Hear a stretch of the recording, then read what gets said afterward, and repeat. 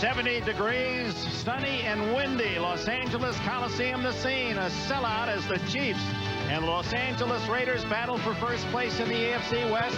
Kansas City with a win earlier this year at Arrowhead with a game lead over their rivals from Los Angeles. And going back to Oakland and Kansas City, even to Dallas and Oakland, this is a rivalry. Yeah, if you look for one in the AFC, this is it. These guys have never liked each other. Last time they met, the Los Angeles Raiders had 16 penalties. To give you an example of how intense this is, as Derek Thomas left the field going in the locker room, bumped by Andre Townsend, and then Howie Long confronts him. I think that's a little good-natured ribbing, but at the same time, these two teams are always pushing and shoving after every single play, Dick. Jeff Jager will kick it off. Kansas City won the toss. Fred Jones deep for the Chiefs. 68,000 at the refurbished Coliseum. Jones spun down across the 20-yard line, and here comes Kansas City's offense, led today by Dave Craig. Alt, Zott, Grunard, Shields, the rookie, and Siglar, the offensive line. Craig has Marcus Allen for the first time in 16 years. He's playing in the Coliseum in an enemy uniform. Anders the fullback, Burden and Davis wideouts, and Hayes the tight end. When they go to three wides, Fred Jones comes in. Marcus Allen, Heisman winner at Southern California, the all-time rusher in Raider history. He's on his way to the Hall of Fame, but here trying to beat his former teammates and friends. Play action Craig, he throws high, but snared by Davis, and he gains 3. Lionel Washington at the corner to make the tackle for Los Angeles, and here is the Raider defense. Front seven of Long, McLaughlin, Harrison, and Townsend. Wallace, Kelly, and Moss, the linebackers.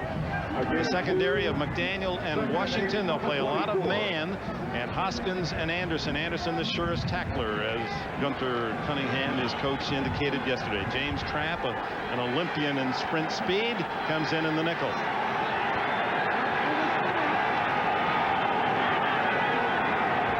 Second down for Craig. And it's Allen's first carry, no gain. There's the pushing and shoving. I mean, I wonder if these two teams take out a day every week when they play each other just to practice the pushing and shoving, you know? This is just Raider week, so we just shove anybody we find on the other side of the ball. Dick, it's interesting, and talking to Marty Schottenheimer last night, he told us that he thought this was the Raiders of the 70s. They always try to intimidate you some way.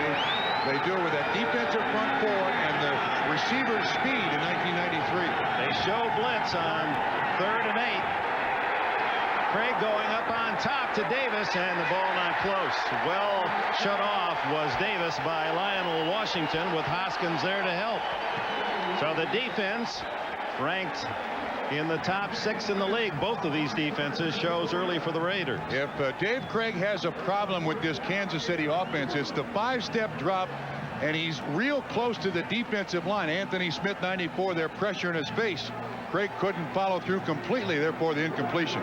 It should be a low-scoring game based on defensive statistics. The Raiders are 4th in the league, and the Chiefs are 6th.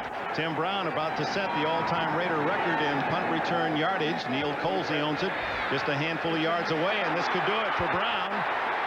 And just as he saw open field, 43-yard line, he's knocked out of bounds on a good, sharp, low tackle.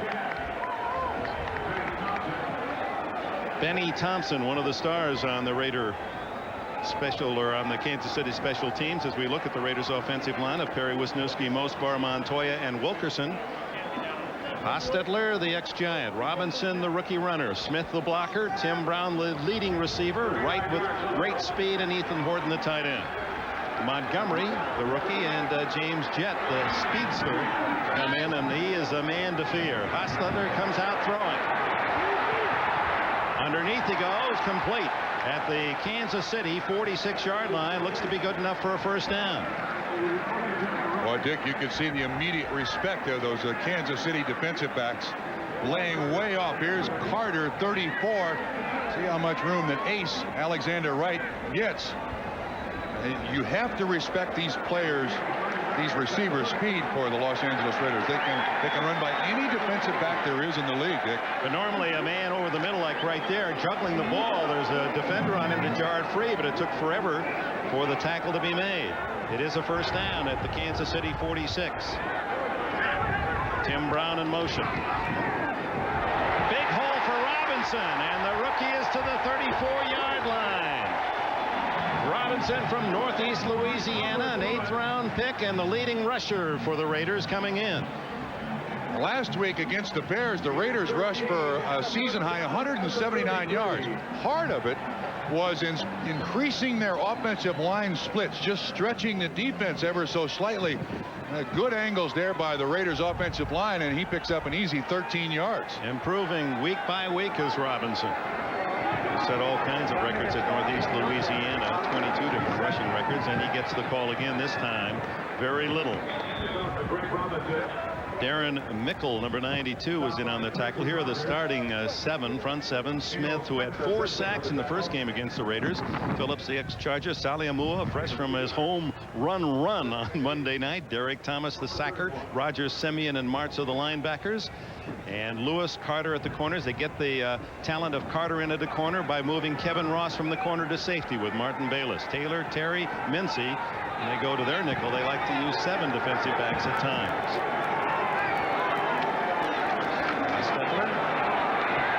Wide open, Steve Smith. The flag is down. Smith to the 9.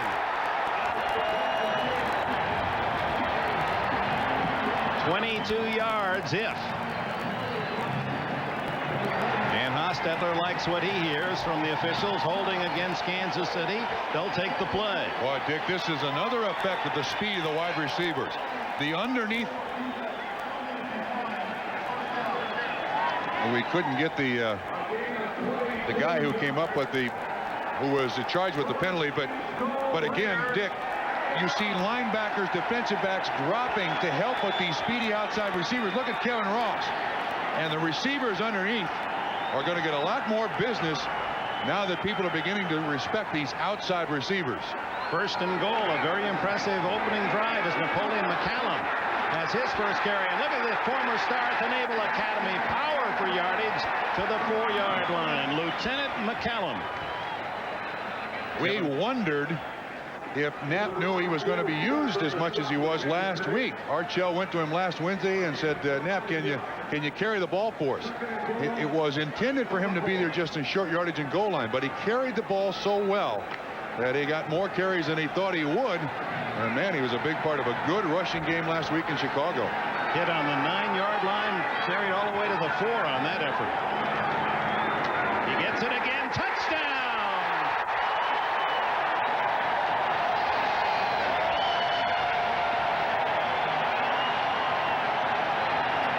Napoleon McCallum, who hadn't carried the ball in 2 years until his effort against Chicago last Sunday. He scored a touchdown against the Bears, and he gets the first score on the board today for the Raiders. Yeah, Marty Schottenheimer seeing things he doesn't like. He's got a lot to write about as the Raiders moved at will on that drive. 57 yards in only 6 plays. Jager to try the point after, and it's Los Angeles 7, Kansas City nothing. Dick, McCallum scores, but Smith, a huge lead block to assist McCallum into the end zone. Slam dunk for 6. For those blocking backs, they make touchdowns. And he's one of the best. Watch him. Here's the running back, and here's the contact. Napoleon McCallum is smart enough to follow Steve Smith. Wham! Right there. Neutralizes the linebacker. McCallum in for the score. Jager kicks it off. The 7-0 lead. Wynn holding it up is Jones on the return. Did he go down? No whistle. And we'll see if they mark it. No, apparently he was able to brace himself and almost on the second effort shot free for a long run. Fred Jones. Patrick Bates got him to the turf. Nice little job of hurdling here by Jones. He sees all the mess there, hurdles over, puts his hand out. Whoa, wait a minute. Down, but maybe not by contact. Maybe they felt that Rader didn't initiate the blow that forced the grounding. A few years ago we would have had after further review, but we don't anymore. So the return stands. From the 37-yard line.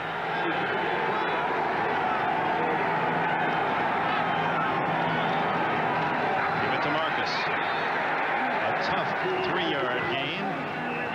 The Kansas City Chiefs taking the opening kickoff, and they went 3 and out, and then the Raiders just stuffed it down the field in a hurry, averaging 9.5 yards per play, and scored in a very easy manner against one of the better defenses in the league. Since we've got a close-up there of Marcus Allen, last night in our conversation when you asked him memorable games, his response was heart-rendering. He said, the last game I played in RFK Stadium in Washington last year, all my teammates said goodbye.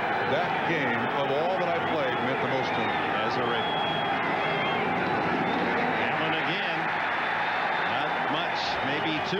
Marcus Allen, who played 4 years, of course, here with Southern California, still holds the NCAA record for 200-yard games. 11 times Marcus Allen gained that many yards, and then 11 years as a Raider, and now after 16 seasons plays here as a non-home team participant. And he's starting and playing because Harvey Williams has been deactivated today, not because of injury. He's fine, he's healthy, but Marty Schottenheimer needs other players. Well, 3rd and long again for Dave Craig. Oh, Chester McLaughlin. Davis is open. Free play for Craig. He's got his tight end downfield, and out of bounds goes Keith Cash. And flags down, and they're whistling that play dead in the midst of the action. Then there must have been encroachment, which is contact. Encroachment prior to the snap, defensive end, 5 yards, repeat 3rd down.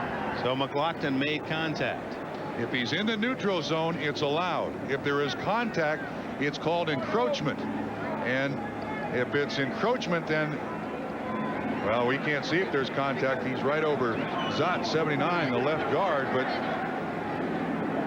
see if we can see it from here, whether or not he makes contact with 79. I don't know. You don't see the guard move at all. So instead of a long gain downfield, as reported as an eligible receiver. 72 is an eligible receiver. Danny Villa from Arizona State is an eligible receiver. Remember, in the first game against the Raiders, Kansas City scored a touchdown, Montana to Joe Valerio alignment. It's Craig straight ahead, needed a yard for a 1st down after the 5-yard penalty, and apparently got it.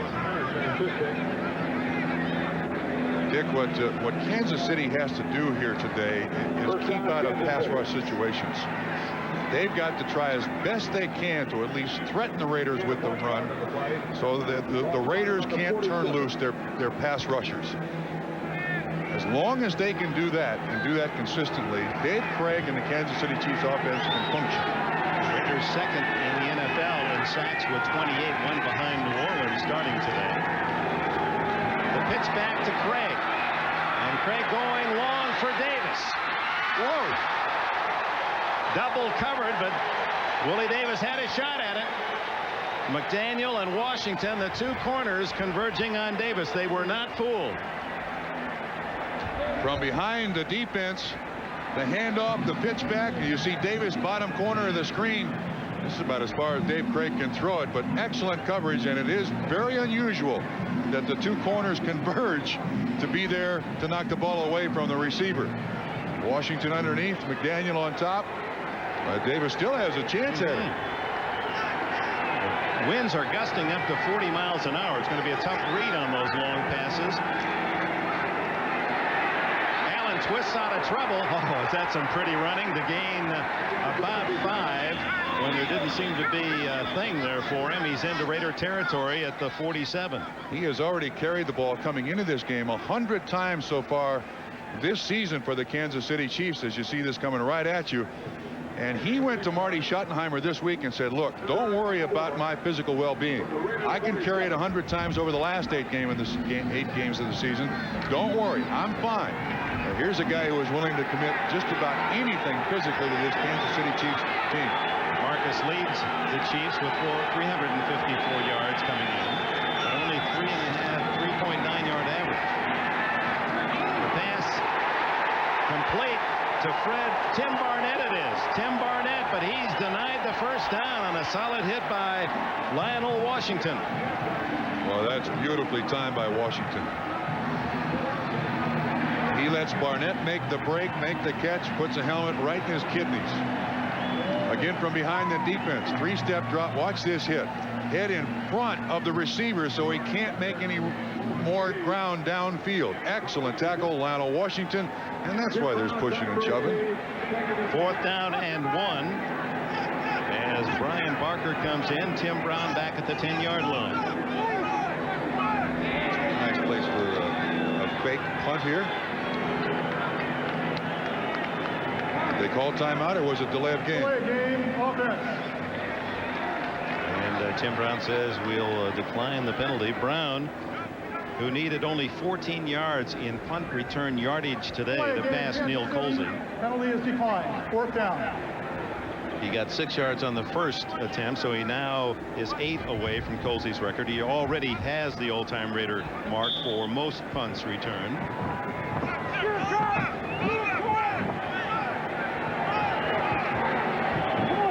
Tough to read the wind. It really swirls here at the Coliseum. Brown lets it kick into the end zone, and the Raiders won't get it at the 20-yard line. 44-yard punt, 24 net. Time out. And the Hall of Fame, Walk of Fame in Hollywood. And there's a couple of stars. One of them on the right, Bob Golick, you can see on Tuesday night at 8. Saved by the Bell, the college year. James Garner, long-time Raider fan, was on the left side of the picture, sporting a mustache. Robinson on first down, twisting for 6 yards. And we have a report now from Jim Lampley in New York. Here's a look at the on-field celebration at the Bet in Philly as Don Shula and the Dolphins crack the Hallis barrier, and Shula gets to 325 career wins, #1 on the all-time list. A day on which the Dolphins struggle to win, lose quarterback Scott Mitchell to a separated shoulder, but prevail 19-14. Back to Dick Enberg. All right, Jim, what a story with your third-string quarterback, a man who won his first NFL game in 1963, 30 years ago, 31 seasons. Robinson, for a couple, is knocked down shy of the first down. It'll be third and about 1.5 yards. Congratulations to Don Shula. He has done it with a lot of different people, a lot of different ways. Is there any player that you know of that wouldn't have wanted to play for Don Shula? No. As mean and as fiery as he can be when you do something wrong. No, because he always treated everybody, he still treats everybody fairly. And that's all you can ask as a player. Leading 7-0 the Raiders with 4.5 minutes remaining, first quarter. This is third and a long one. Steve Smith has the first down. So they're using Smith, the fullback, more. Tracy Simeon, the tackler. The Raiders, who had trouble running the football the first half of this season, and then it was awakened last week in Chicago. Let's take a look at it. First 7 games, averaging just 3 yards a carry, 78 yards a game. That won't get it done. But last week against the Bears, a good defense, the average up to 4.5 and 179 yards total. And Dick, those numbers and the yards per carry mean time of possession, which always favors an offense. Play action for Hostetler. Lots of time underneath. He throws to Robinson, and incomplete. As a jarring tackle, Neil Smith and Tracy Rogers there to belt it away. He was barely over the line of scrimmage. That is really an underneath pass attempt by Jeff Hostetler. And one thing about Hostetler, when they got him from the Giants that they thought was going to happen, you'll see, whoops, both feet on the ground, ball in his hands. I'm not sure it was juggled, but looked like he had much control. Anyway, he is not going to throw the ball around and chance interception very often. He'll take that underneath. But you can see again those safeties, Bayless and Ross, they're backpedaling from the get-go. Robinson through a big hole, and a first down out at the 48-yard line. A flag is down. 15 yards if it counts.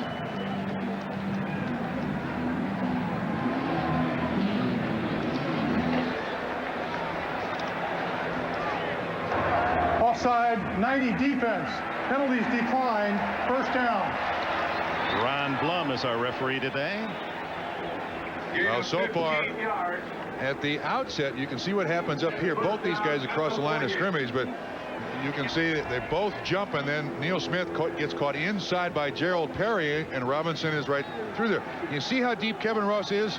That's the inexperience of free safety, backing up on every play. Raiders averaging 6.5 a carry, 8 tries, 52 yards rushing. And he looked to be offside again. Derek Thomas this time. Whoa, what a hit as Napoleon McCallum is twisted sideways. But Thomas appeared to be into the backfield of the Raiders prematurely.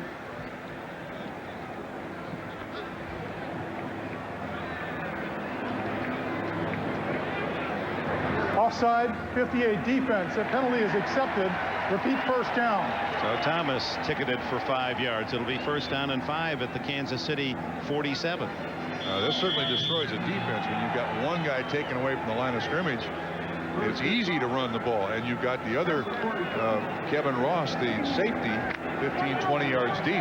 Missing a couple of guys there to support on the run. Meanwhile, the Raiders very impressive. The first drive, they just hurried it downfield in 6 plays for a touchdown, and nothing close to being stopped yet. Hostetler over the middle, complete to Tim Brown. Brown's first catch, first down at the 30.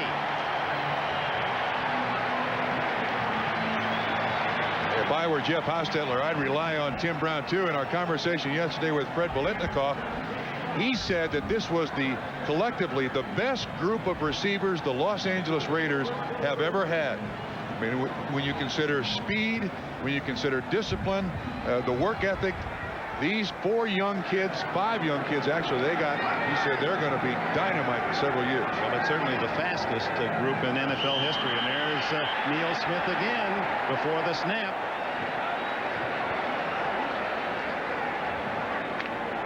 Monday night, it was the defense that won the game for Kansas City against Green Bay.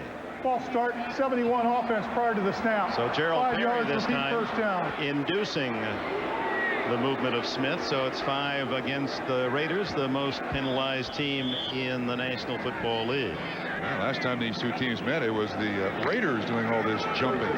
So maybe the Raiders have, instead of going on 2, they're going on 3, just to slow down the defense a little bit. First down, Robinson.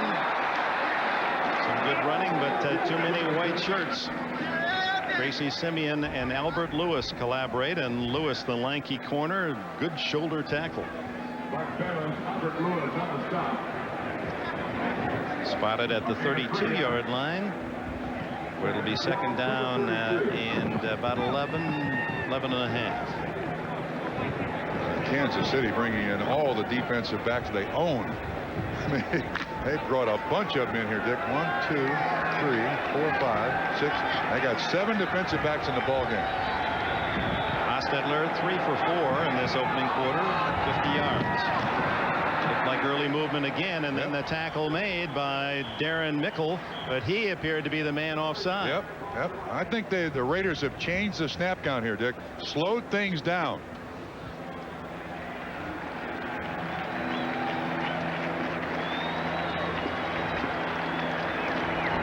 Offside, 97 defense, 5 yards, repeat second down. They call it on Sally Amua.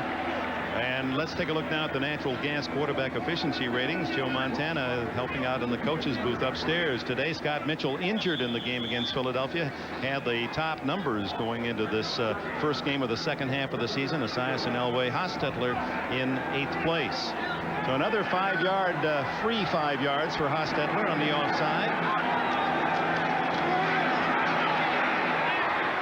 Complete to Tim Brown at the 13. Albert Lewis covering. Boy, the Raiders at will moving the ball. Starts with pass protection, Dick. Good time for Hostetler to look around. This is just a simple square in pattern. You see how precise Tim Brown is cutting that off. Breaks right straight down the line. Keeps that defensive back away and away from the rush coming from the inside, and another nice completion. 2 for Brown today to give him 33. He's the top pass catcher in the Raiders scheme. And a very happy happy man today, as are all those who cheer for the Notre Dame Irish after their classic win against Florida State yesterday. It was indeed living up to all of the banner. That was nice. That was fun to watch. I think there's a chance they might have a rematch. But they've got a couple more games to play yet. But can we root for a rematch, Mr. Enberg? Well, I don't know. I don't think that's our role. Okay.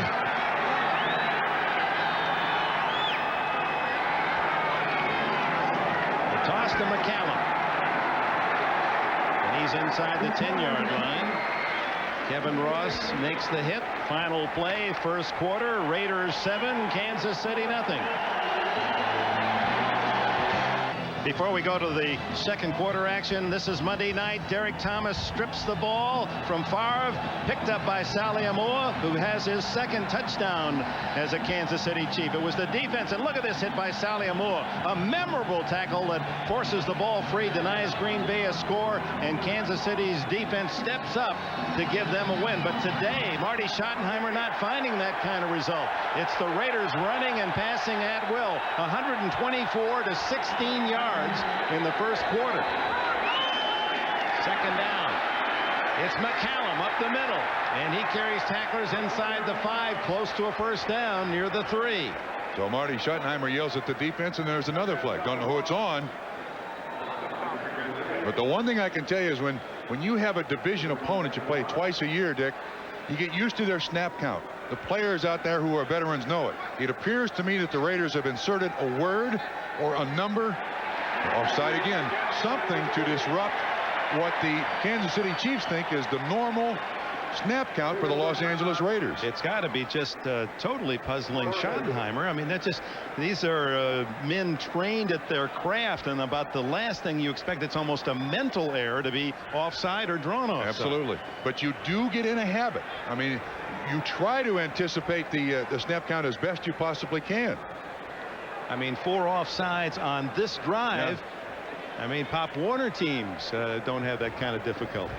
So Dave Adolph, the defensive coordinator, and Schottenheimer, whose strength is on the defensive side of the ball. Offside, 90 defense. The penalty will be accepted. 5 yards, repeat, second down. I mean, how do you even go to your team and say, hey, and on the other hand, you don't want to be back on your horses either. The Raiders have Dave Adolph's defense at a disadvantage here because they'll be slow off the ball now. That's a tremendous advantage to the offensive line for the Raiders. You saw the advantage, 124 to 16 in yards gained after a quarter. And Dick, the other half of this formula is the Raiders can then go back to their normal snap count, and all of a sudden Kansas City doesn't know what to do on the defensive front. But they take half the distance to the goal line, so it is saving a down, second and a long 1.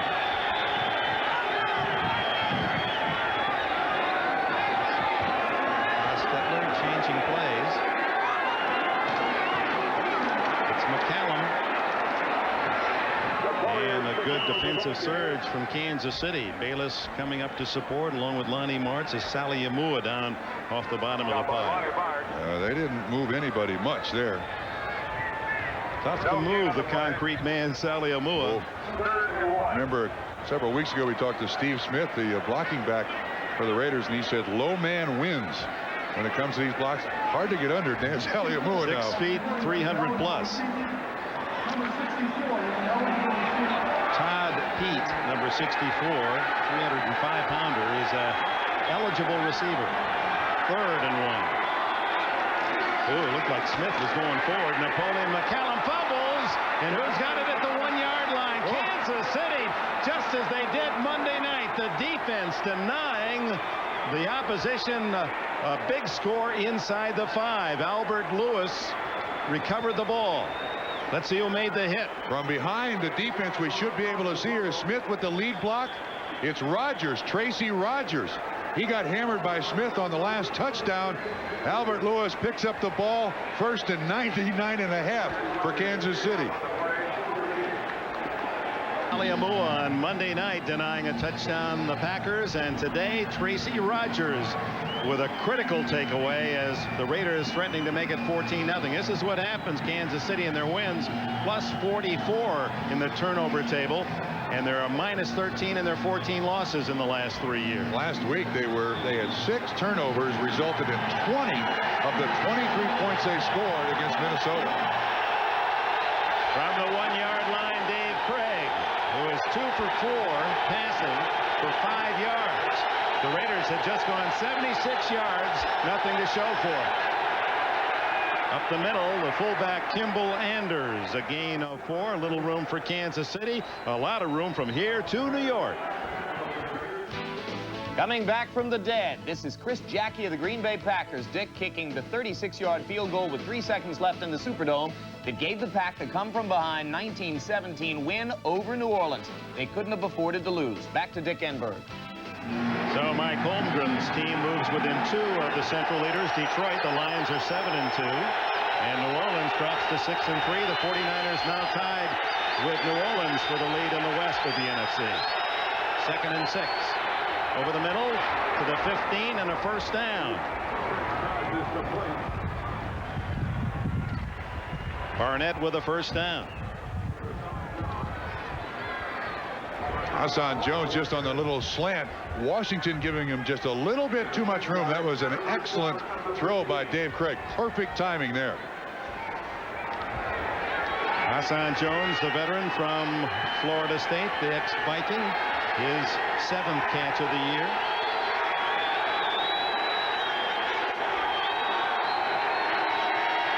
Marcus Allen stepping up to hear the play call, and it's Allen who gets it. Straight ahead to the 19-yard line, a gain of a little more than 3. Winston Moss and Derek Hoskins collaborate on the stop. And signals in from the sideline. Matt Blunden, certainly big enough to give signals. Over 6'6" into Dave Craig. Teammate of Terry Kirby, the running back, Miami, as basketball teammates at the University of Virginia. He was tough down in the hole. He boxed you out pretty good. Excellent rebound. Marcus held 3 yards a carry, 5 tries, 15 total.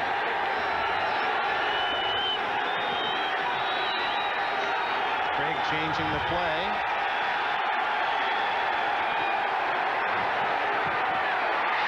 Batted right back in his face. And Craig, one disadvantage he's always had is the fact that he's not as tall as some quarterbacks. You get those big linemen, most of them 4, 5, 6 inches taller than you are. And McLaughlin and Harrison coming right into his face. He even admitted to us that part of this offense that they run with Joe Montana is that he's not as far away from the defensive line. 5 quick setup steps. He really doesn't have the real high release of the ball. And you see Chester McLaughlin gets his hand up there and knocks the ball away. McLaughlin, a 315-pounder from Clemson in his 2nd season. Boy, can he move for a man of his size.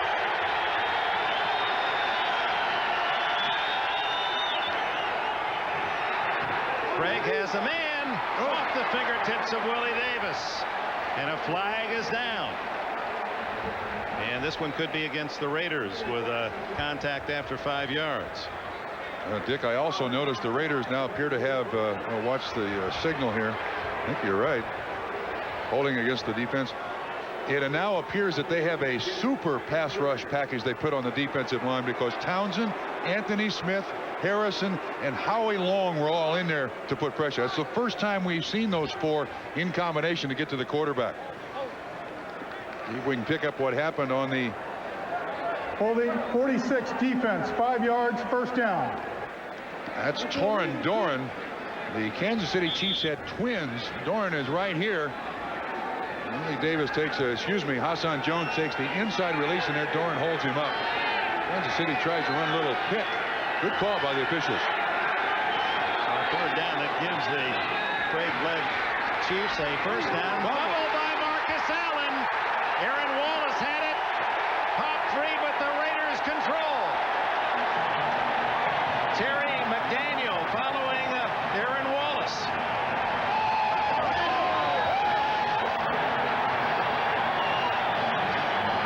They run the weak side sweep. It's coming right at you.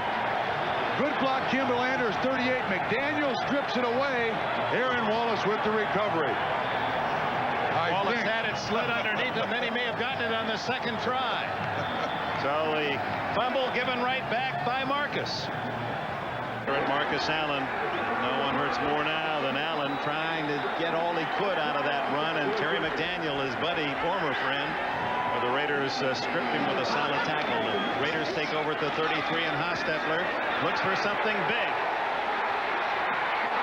Well covered was Ethan Horton and Martin Bayless right there for Kansas City.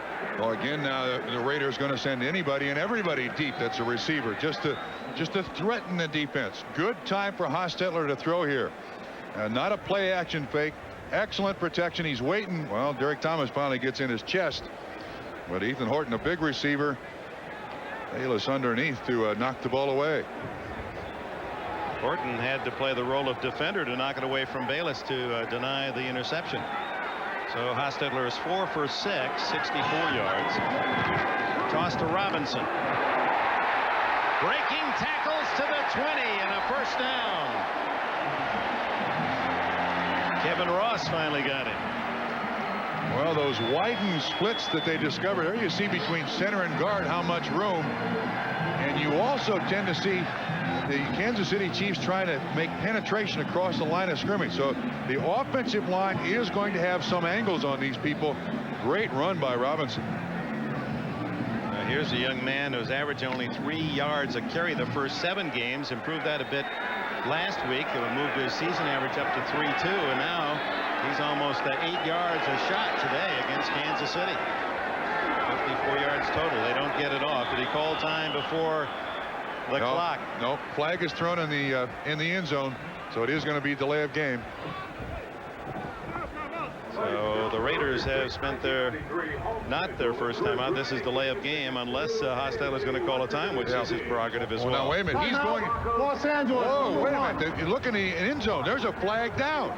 It's laying on the ground. You can still take time out, and then you have a penalty as well. We'll take the time out. The officials picked up the flag, although it was apparent that the clock had run out, the play clock. So it's just a timeout. No penalty. And Robinson.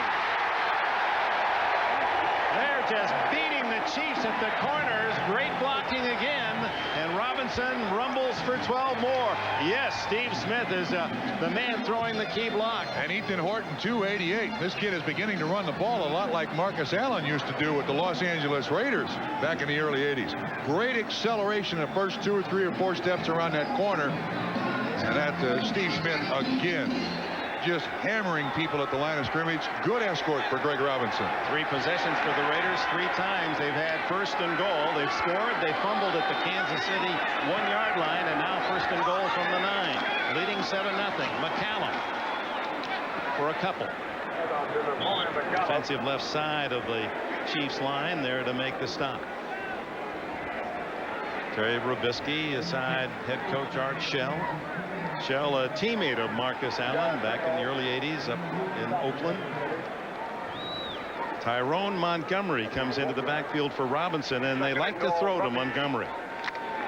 Well, they're trying to have more than one guy replace Marcus Allen in this offense. He used to do both, run and also be a receiver. And second and goal. Down the middle, wide open, Ethan Horton. His first touchdown of the year.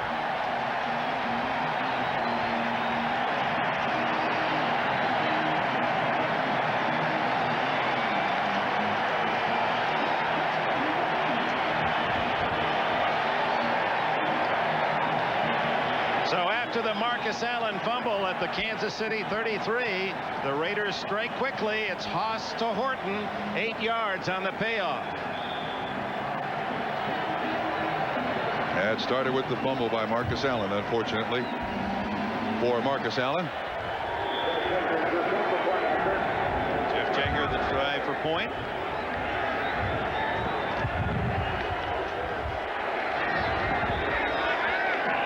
Now again, an offside. Dale Carter was going to kick it the other way. It was teed up, and Carter was going to kick it with the left foot. And understandably, an issue has been raised. But I like Carter's choice here. You're going to fight with somebody on the Raiders, take on the kicker. And the holder. And the holder. I guess it's not funny when you're down there scrambling, but Carter saw it teed up, figured I'll just kick it the other way. Yeah, believe me, though, he will take a lot of heat from his teammates for trying to take on the kicker and the holder. Teed up. Here comes 34 Carter. He's mad because Gossett pulled it away from him. He loosied him. He pulled it away. The old backyard trick. Yes. Yes. That's not fair, Carter says. Encroachment 46 defense. The penalty will be assessed on the kickoff. Repeat the try. So another encroachment offside line of scrimmage penalty against Kansas City. And they called it on Benny Thompson, not on Dale Carter. Yeah, Thompson was in there first, and Carter just followed his team. Let's see who kicks this one. Gossett sets it up. Jaeger boots it through. It's 14-0. Dig back to the touchdown. One of the secrets that made it work is that nobody held up Ethan Horton. He had a free release from the line of scrimmage. You see, Hostetler did a great job. He looked away the free safety, who was Kevin Ross, throws it right to the tight end for the score.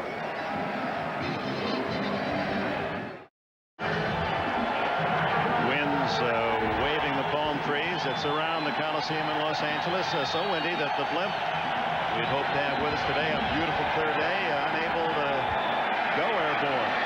After the 5-yard penalty, Jaeger just hits that skyrocket into the end zone for the touchback. And it was Ethan Horton, drafted by Kansas City, their #1 pick back in '85, his first touchdown this year. Here he is, free release, but watch the influence that Hostetler has on Kevin Ross. You're going to see Hostetler go back, look to the right, then when he comes back, he just stares at Kevin Ross, freezes Ross, opens Horton, easy 6. That's the inexperienced free safety Kevin Ross, great cornerback. That's part of the learning curve that he has to go through. And we talked to Kevin Ross before the game today, and I said, you called Duran Cherry? He said, yes, last week. And Duran said, make sure you see the ball before you come up to tackle. And he said, I talked to Montana, and Montana said, well, you got to watch what they'll do to you. And that quarterback just looked him away. Craig underneath to Willie Davis, and it appears Davis their go-to man today, as most of the passes have been directed at the 2-year man from Central Arkansas. Terry McDaniel was the man in coverage. You see how far off he is. He's looking through the receiver to the quarterback. Reads the break. That's still a nice pickup, though. First down yardage for the Kansas City Chiefs, who basically at this point are lucky to be just 14 points down, should be 21, so they can stay with their same game plan. They don't have to do something stupid or foolish here this early. Allen the tailback, Jones in motion. And it's the reverse to Hassan Jones. No, it's Fred Jones that goes across the 40 and a first down at the 42. Fred and Hassan, 80-81, not related. Jones, the carrier here from Grambling. I like this call. I really do. You've got a very aggressive defensive front up there trying to make penetration. Well, you slow them down with reverses, with waggles, with rollouts by the quarterback. Hoskins 20 makes the tackle. But another nice first down pickup for Kansas City. That's their longest play of the half, 13 yards. 68,000 sold out. First game televised here in Los Angeles in a couple of years. Todd McNair gets a chance, and he plows to midfield, a gain of nearly 8 more before Derek Hoskins, number 20, from his safety spot, can make the stop. Hoskins from Philadelphia, Mississippi. And McNair is a kid who is on all the special teams, and he's just begging for the football. He wants the football. He wants to carry it more. He wants to catch it more. He wants all that stuff. Well, the past 4 years he's been the Chiefs' #1 pass catcher, 155 catches the last 4 years, but this year only 1. Second and short. Craig pumps and then into the flat. And it's McNair again, his second catch, and a first down at the Raider 40-yard line. Winston Moss makes the stop. Craig does a good job here. Part of this offense is recognizing where the coverage is, and there's always an outlet available. This is the square end. Look at it. He sets He really doesn't have very good fundamentals there throwing it because his hips are open, but he does make the completion. And again, at the perimeter of the defense, another first down pickup for Kansas City. Paul Hackett, the offensive coordinator for the Chiefs, learned the system under Bill Walsh. 3 years with the 49ers in the early 80s. The toss to Marcus Allen. Well read by the Raiders. No gain. Check it. It's McNair. McNair gets the carry here. So they give Marcus Allen a breather. And when you fumble, when you play for Kansas City, yeah, you do get a breather. Doesn't matter. It doesn't matter if you're on your way to the Hall of Fame or not for Marty Schottenheimer. There is nothing he hates more than putting the ball on the ground, even as great as number 32 is. 2nd and 10, Kansas City trailing 14-0 with 5:48 left in the first half.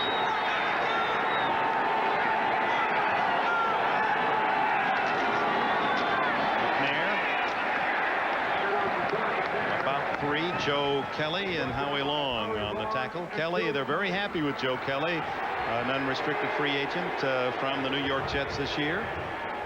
As a matter of fact, Gunther Cunningham, the defense coordinator, when you ask him how about the bright spots for this defense, he included Joe Kelly. Caught on to this defense quickly, making a lot of calls. There's the defensive coordinator. Gunther Cunningham likes it a lot. Now, Dick, they got that hybrid pass rush unit in there now. Howie Long is in there with Harrison, Townsend, and it looks like Anthony Smith, yes. Craig has to throw it away. Let me tell you, that front four that was in there, they will flush a lot of quarterbacks in this league. You can see from bottom to top, it's Townsend, Long, Harrison, and Smith. And these guys are absolute phenoms when it comes to the pass rush. Marcus Allen was the man who came back to pick off Howie Long to give Craig a little more time. Well, that's great when you can get that kind of pass rush from just 4 men. That really makes that pass defense all the stronger. Does it ever? Yes, 7 in coverage, and that's why they're number 1 in the league in pass defense.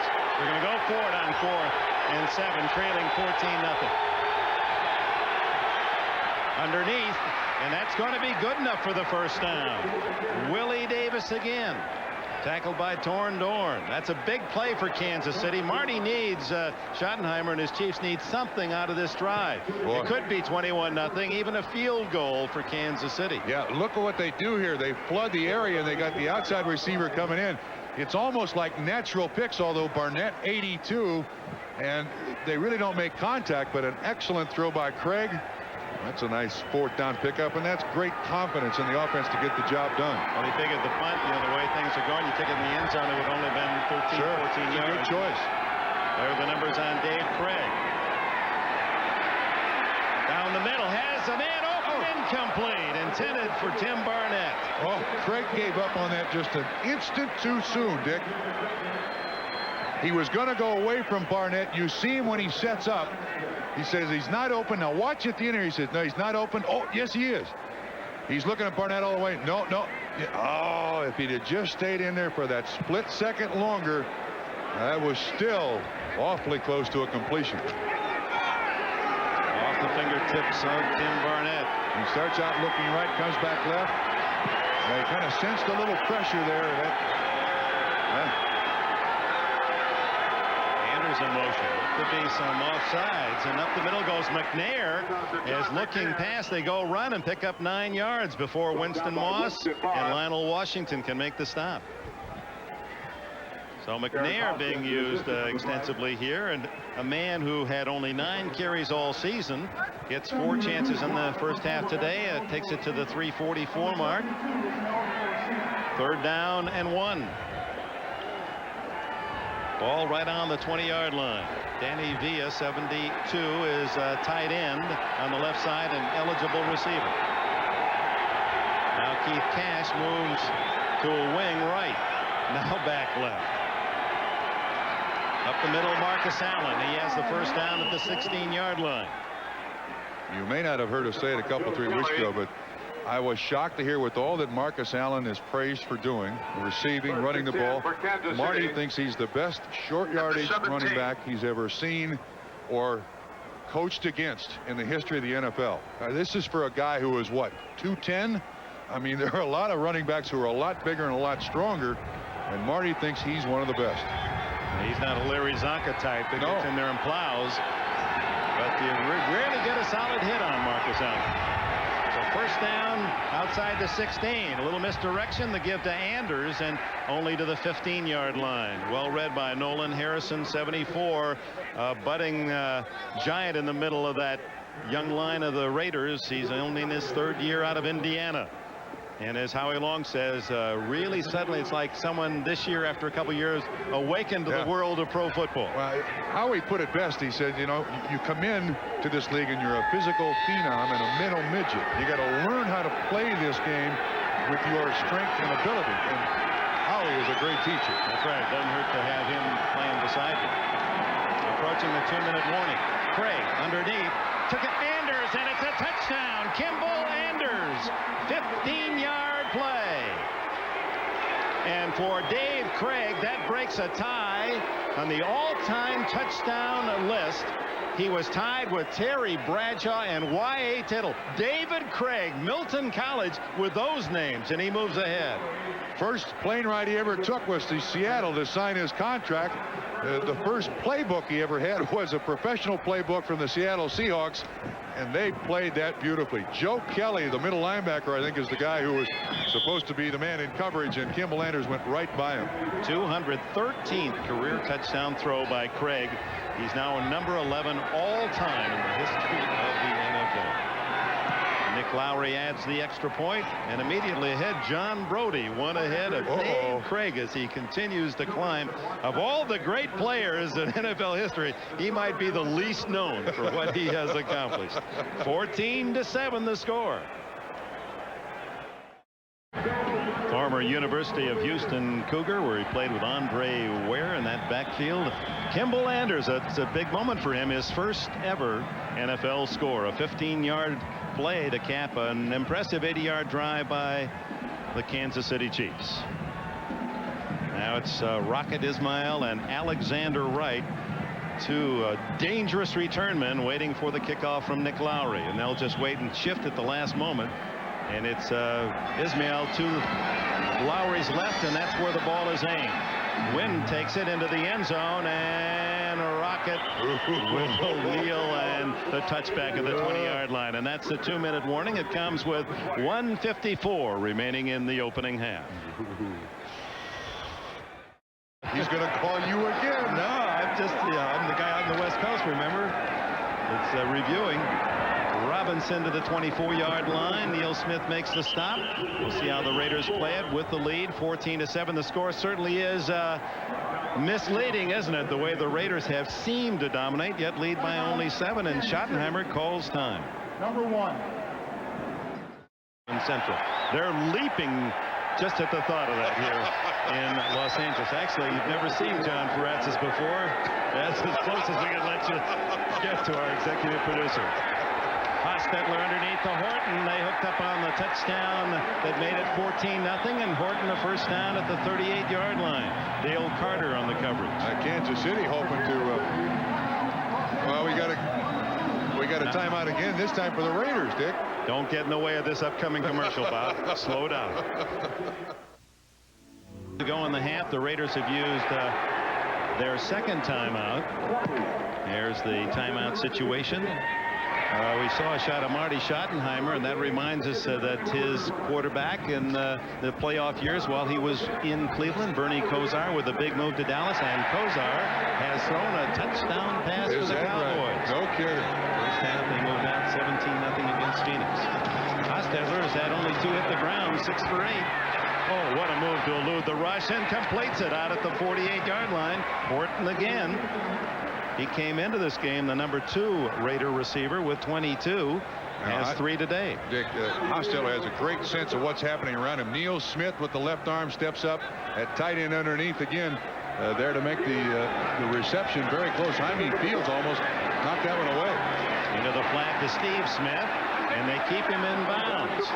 That was a good defensive play by Lonnie Marts, number 51, to take the sideline away, and that forces Hostetler to hurry his team up to the line of scrimmage. They'd like to save the timeout in case they move close enough to get the field goal unit on.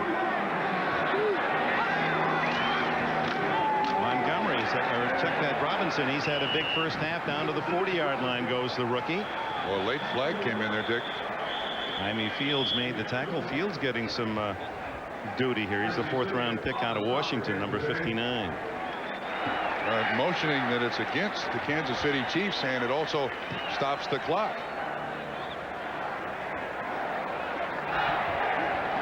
Five-yard face mask, 59 defense. Well, Fields got something he shouldn't have. Not flagrant, but 5 yards, and more importantly for the Raiders, stops the clock with 38 seconds, saves them a timeout. So there you are now in field goal range. A long one by Jaeger, who has a couple of 53-yarders this year. About 52 from where they now stand. Hostetler again, plenty of time. And throws complete to Tim Brown, coming back to meet the ball. No, it's Ismail. Rocket Ismail doing a good job. That's a Biletnikoff play if you ever saw one. How many times did we see LaMonica to Biletnikoff, that kind of play? Or Stabler to Biletnikoff, coming back to meet the ball. Should just spike it. I think he's going to try to run a play here, Dick. On top he goes. Oh, it's the hands of James Jett. He may have been shielded from the ball as Dale Carter was covering, and that's with 3 seconds to go. The field goal unit comes on. You know, Jett does a great job here. He doesn't indicate to Carter that the ball is coming. A lot of times defensive backs, see, he's just looking up, doesn't put his arms up until the last second. The ball was there. Yeah, tries to deceive the defensive back, and it almost worked. Hostetler had already gone into his touchdown celebration. So Jaeger fairly short. This will be 35 yards. Has missed only 2 this year. Whoop. This is a 40-second timeout. One of the Chiefs just walked in and grabbed the football. Like Benny Thompson thought, well, just maybe no one's looking. I'll just take it and run it the other way. Benny, if you want to have an autograph, we got some on the sideline, pal. You don't have to take the one we're using. So 14-7, and the Raiders trying to go to the locker room with a 10-point lead. And we all know, and the Raiders know, how these field goals in the final play of a half or a game can surprise you. And last week it was Kevin Butler in Chicago missing 2 very short field goals, one on the last play of the game that saved the Raiders the victory. It appeared that the Bears were going to pull it out. Yeah, the Raiders' 5 wins have not come easy. 3 of them on the last play of the game. Jaeger from the University of Washington, so consistent. 35 yards. And it is good. Just did slip through the left side. End of the half, 17-7 Raiders.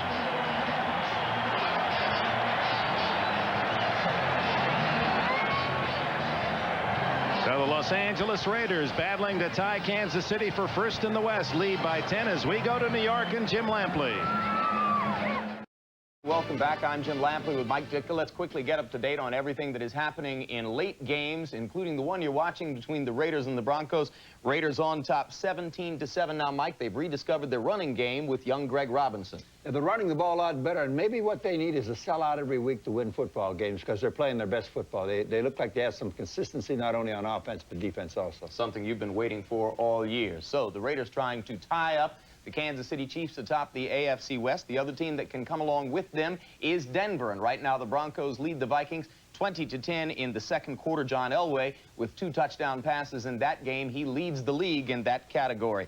Meanwhile, the Dallas Cowboys are getting tremendous production from Bernie Kosar, their newly acquired quarterback. Cowboys lead the Cardinals 17-0 in the second quarter. Kosar engineered a touchdown drive in his first possession as a Cowboy and then threw a touchdown pass to Jay Novacek the second time out. 17-0 Cowboys. Seattle leads Cleveland 7-5 up in the Kingdome. It's been a defensive battle. The only touchdown was scored on the first play from scrimmage when Robert Blackman stripped Todd Philcox of the football and ran it in from 5 yards out. So it's a defensive TD that has the Seahawks up 7-5. Indianapolis is dogging the Jets. New York took a 14-3 lead. Recently, a turnover and a Kerry Cash touchdown catch from Jeff George narrowed the margin to 14-10. They're late in the second quarter. And the Rams in Atlanta are playing a thriller in Anaheim. It is 6-0 Atlanta, leading on 2 field goals by Norm Johnson, and the Falcons have lost starting quarterback Bobby Hebert to injury in that game. Billy Joe Tolliver replacing him. Earlier today, Don Shula in Veterans Stadium in Philadelphia got a 19-14 Dolphins victory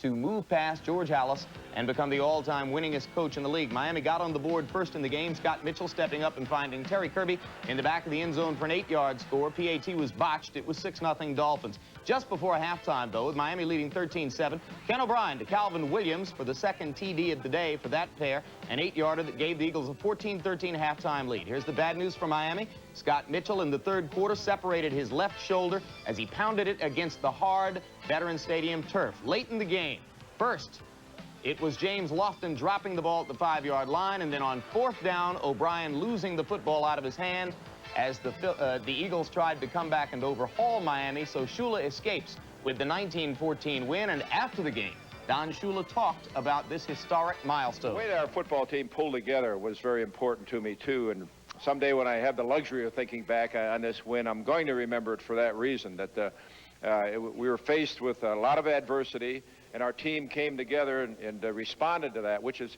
really the story of my coaching career. Now they'll face a new piece of adversity for the next several weeks, apparently. Mitchell, second-degree separation of the left shoulder. How long will that cost him? Well, that's probably 4 to 6 weeks, really, minimum, and it's a big loss because Mitchell's a good football player, but I think they made a great acquisition when they got Steve DeBerg. Steve DeBerg is an old pro, and he can run that offense the way Don wants it run. I mean, he's not gonna. I don't think Steve's the kind of guy that's going to go out and beat himself or get the Dolphins beat. I think he can run it and he can be conservative, yet he can still get the ball to the receivers. Didn't play today as Doug Peterson took over, but DeBerg may well be the starting quarterback next week when the Dolphins go back on the field. The Green Bay Packers got a field goal from 36 yards out with 3 seconds to go from Chris Jackie. It was set up by a long pass, Favre to Sharp, and they came from behind to beat the Saints 19-17.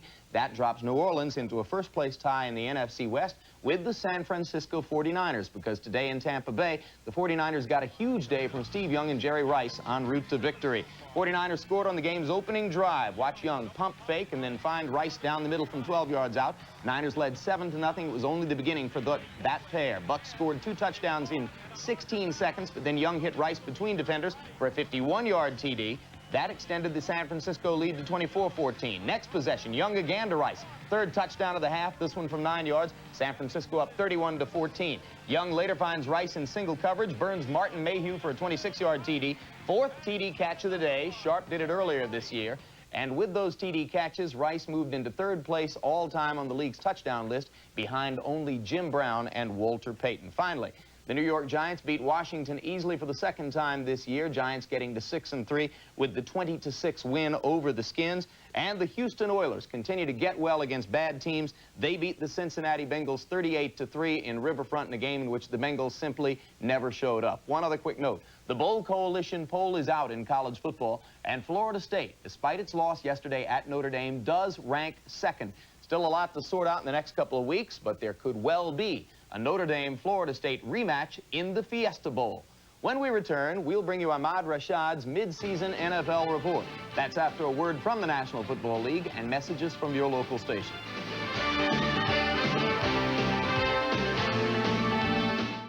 Ready for the second half. The Raiders leading 17-7. Biggest play in my mind of that first half was the hit by Tracy Rogers that knocked the ball free from Napoleon McCallum, or well, it could have been 24-7. Yeah, I think the overview of the first half is the Raiders have pretty much done offensively anything and everything they want. The Kansas City Chiefs it's like pulling teeth to get the ball down the field. They got 127 yards total offense in the first half, and 80 of it came on their scoring drive, and it included a 4th down and 7. So this has not been an easy first half for Kansas City. Been a very easy first half for the Raiders. Well, Jeff Gossett, the punter for the Los Angeles Raiders, all he's had to do is hold it for Jeff Jager. Hasn't had to kick yet, and that just shows you the Raiders unstoppable at least the first 30 minutes. And you know, so many people deal on the intricacies of the game. when I think a big factor in the very early stages of the game was the changing of the snap count by the Raiders. They caught Kansas City offsides 4 times in the first half. That's the only 4 penalties that Kansas City had in the first half. And Dick, I think it slowed down their defense, their front wall. It's given Hostetler a little more time. And I also think that it's given them a little better ability to run the ball. Let's take a look at the Coors Light halftime statistics. Black and silver bullet it is for the Los Angeles Raiders as they almost 2-to-1 in yardage gain. And remember again that 80 yards for Kansas City came on 1 drive. This rushing yards, they need a lot more of that. But then in the last couple of 3 weeks, Vic, the Raiders defense has been absolutely outstanding. I mean, you can't take anything away from their defense. They are controlling the line of scrimmage and really making it difficult for any offense to generate yards down the field. There's the veteran hub, the axle of that defense, Howie Long. They're 4th best in the league and 1st against the pass. Nick Lowry kicks it off toward the western end as we open the second half with Rocket Ismail and Greg Robinson deep for the Raiders. And with the wind that carries almost through the end zone, denying Ismail the touchback at the 20. Jeff Hostetler in his possessions in the first half, very productive. A touchdown, then a fumble at the 1-yard line of the Chiefs. Another touchdown to Horton and a field goal in the final minute and a half. And Dick, we've seen in the first half receivers open all over the place for the Raiders. I mean, almost at will. Hostetler's been able to find open receivers. Very respectable numbers with this wind. Jeff, whose alma mater, the Mountaineers of West Virginia, still unbeaten. First year of a $7.5 million 3-year deal with the Raiders, and he's been a good fit. Greg Robinson, and twisted down by Jaime Fields, who's playing because of Tracy Rogers' injury. Fields, who played for the national champion Huskies a couple of years ago, a 4th-round pick. He's 5'11" and 230. And the report on Tracy Rogers is the reemergence of a stinger in his shoulder. When he made that hit on McCallum at the goal line, kind of stung his shoulder a little bit. We don't know if he'll return or not. There's Tracy Rogers on the sideline. No gain on first down. Rogers leading Kansas City in tackles in the first half of the season. Good protection again for Hostetler, and Brown hit immediately, a 5-yard pickup. Fields again. So you can see what the Raiders are doing, knowing Rogers is out, going after the rookie. They're going underneath to, I believe, set up the deep speed. Watch Derek Thomas on Gerald Perry. 58 on 71. That patented outside rush. Robinson helps out. That's the block they refer to in the NFL as chipping. You engage that big pass rusher, and then the running back just knocks him off his stride. 3rd and 5. Robinson with Steve Smith. And Tim Brown in motion. Again, lots of time. And a completion to Horton. No, they wave it off. They say he trapped it. And Hostetler certainly didn't see it that way. Hostetler lobbying hard. Crossing pattern by the tight end. Oh, I think he caught it. I think Hostetler has every right to complain. Again. You can see why they waved it off from that angle. The juggle as he's coming to the ground. And does he get his hands back under it before the ball and the catcher made with the ground being a factor? And Hostetler from long range wanted, of course, the first down. Gossett, his first of the game, off the side of the foot, and will go out of bounds around the 40-yard line, make it the 42 of the Chiefs. Gossett, who's been averaging just under 43 a punt, gets only 33 on that one. Well, the coalition has become a word in collegiate football, and this is based on the various polls, and then they have a system by way of counting up the votes. And as of this Sunday, Notre Dame and Florida State 1 and 2, and that all, if it would stay that way, would mean they would meet for a second time. Notre Dame, of course, has business ahead, and it's a good Boston College team that they will host at Notre Dame. And imagine Lou Holtz will be concerned about a flat game after all the hype and emotion spent yesterday. Florida State still has a couple of weeks away from the University of Florida. Pass almost intercepted. It was intended for Davis, knocked in the air, and Derek Hoskins closest to it. North Carolina State will get the Seminoles next Saturday. Well, I'll tell you what, Dick, that was excellent coverage on the receivers. Terry McDaniel, 36, top of the screen. He is stride for stride again, looking through the receiver back to the quarterback. So when he sees the quarterback set up to throw, he knows exactly when to break. Almost a big pickoff there for Derek Hoskins.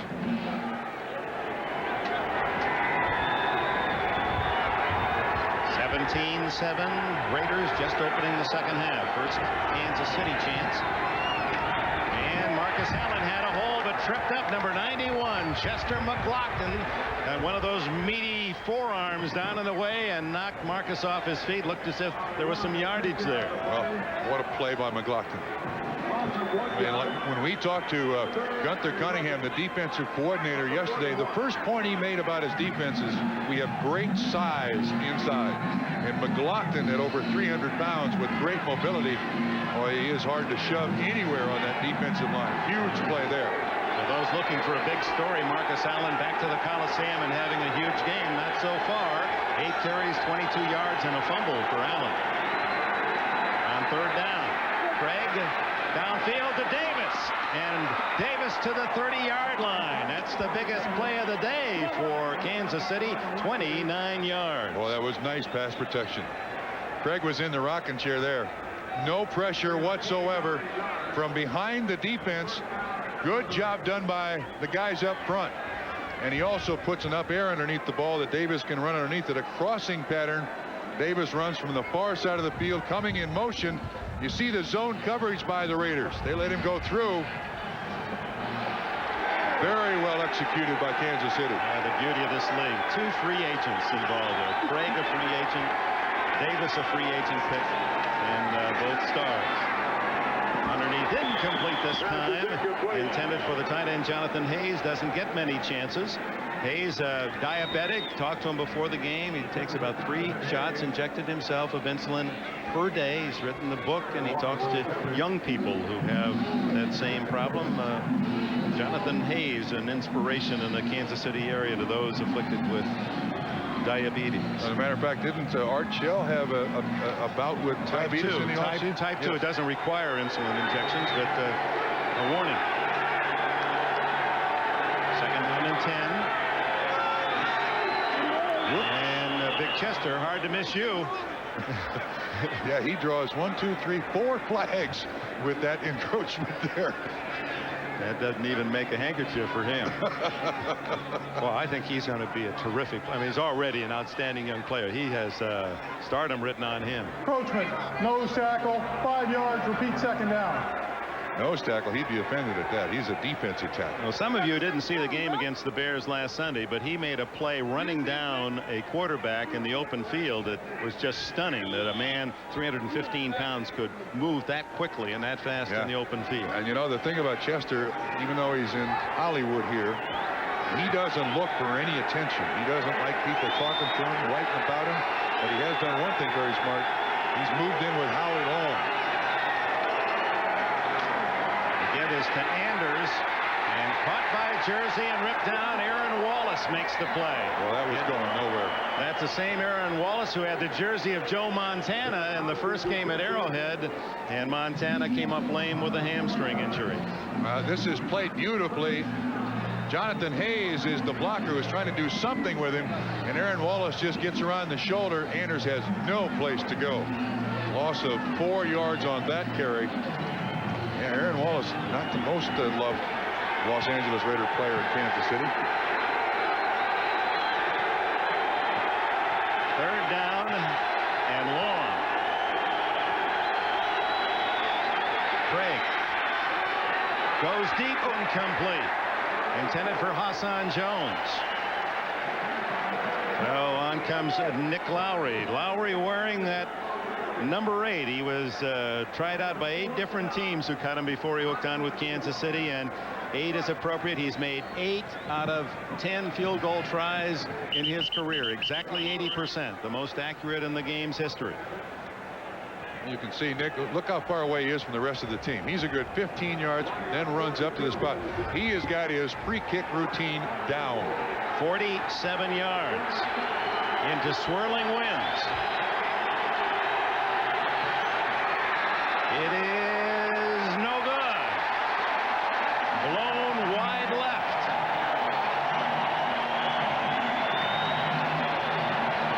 Blown as in wind aided.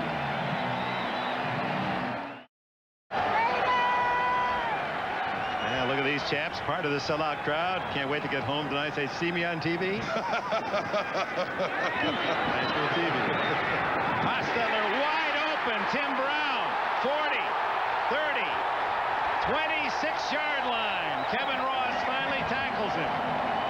The flag is down, and Neil Smith waving folks to come on back to the 20-yard line.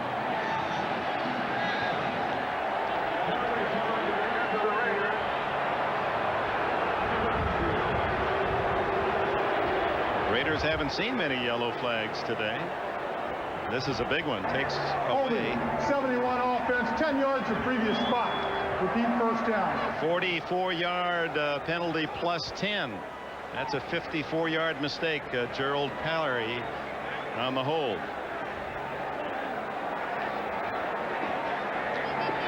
There's Gerald Perry. He is on Derek Thomas. Neil Smith. Oh, excuse me, Neil Smith. Looks like he's got a hold of his jersey, but that's a simple square in route by Tim Brown that was absolutely wide open. You don't see a man catching the ball in that area of the field with no one within 15 yards. You're right. And Gerald Perry is still complaining. I'm not sure I saw any real holding contact there, but nevertheless, big play against the Raiders. Perry, the former Bronco, turned 29 on Friday, and they really are raving about the job he's done protecting Hostetler here with the Raiders. Robinson weaving out to the 25-yard line on 1st and 20. Albert Lewis up from the corner to make the stop. Well, again, Dick, this is the second week in a row now we've seen a lot of this. Pulling by Wisniewski. Good job running by the Los Angeles Raiders. Everybody blocks down. Wisniewski pulls up through. Nice hit on Tracy Simeon. Simeon just can't hang on to Robinson. Robinson showing a little more power in his running than we saw earlier in the season. There's that confidence that comes with knowing the system and knowing where and how to run. 81 yards today for Robinson. He's had a 100-yard game in this his rookie year. 2nd and 15.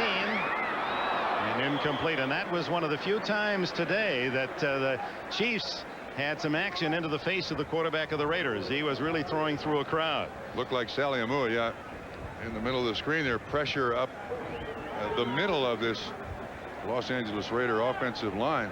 They have done an outstanding job of protecting Hostetler. 10 for 15. The numbers for the quarterback of the Raiders, 126 yards. He didn't have that many yards all last week against the Bears, 108. 2 weeks ago, he set a Raider record with 424.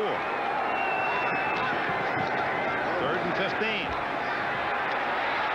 They flush him out, and he throws upfield, almost intercepted.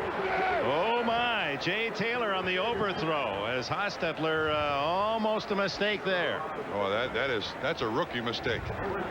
You don't normally see a guy like Jeff Hostetler with 2 Super Bowl rings and a lot of years in the league do this, late down the middle. That's the first thing you learn. Normally gets you a trip to the bench. Derek Thomas, the man riding him down as he delivered the ball. Ooh, Al Davis had the same reaction as many of the Raider fans here in the Coliseum today. Dale Carter at the other end of this kick by Gossett. Boy, the wind is really knocking down punts going from left to right. Rolls dead at the 34-yard line to match Carter's number. 9 minutes left in the 3rd period. The Raiders by 10. Well, the wind may play havoc with kickers, but boy, does it clear the air here. Well, not totally. That's a billboard purchased by a radio station in Kansas City. you can see from the Coliseum, and perhaps not a good idea to let the Raiders see that on the way into a game. That's a pep talk taken care of for Art Shell. Inspiration. 17-7 Raiders, 9 minutes to go in the third quarter, and Craig on the toss to Anders. And the fullback barrels out to the 41-yard line. Anderson comes up from safety to make the stop. This is the onside TO. This is the counter with the onside coming. They do a good job here. Jonathan Hayes blocks down. Alt 76 out gets Wallace. 79 Zott gets Kelly. Nice pickup. They need to run the ball here. They really need to tie that defensive line of the Raiders to the line of scrimmage. They need some rushing yards. Anders gets 6. He scored his first NFL touchdown in the second quarter on a 15-yard pass play from Craig. Craig scrambling. He'll run it. And out of bounds with a first down at the 48-yard line. Is that Aaron Wallace right behind him? In pursuit. He grabbed 19 in Kansas City. And even though Joe Montana didn't feel it, where's 51? There's 57. There's 51 right there. Well, he's in the neighborhood. He didn't really pull in. No. We'll leave Aaron Wallace alone here. No first down on the Craig scramble. 8 minutes remaining in the third.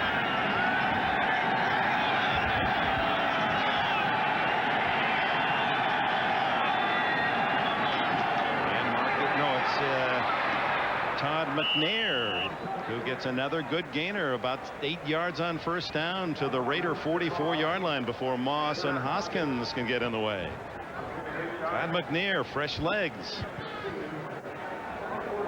Nick, again, watch this defensive line. 94, 74. Harrison is 74.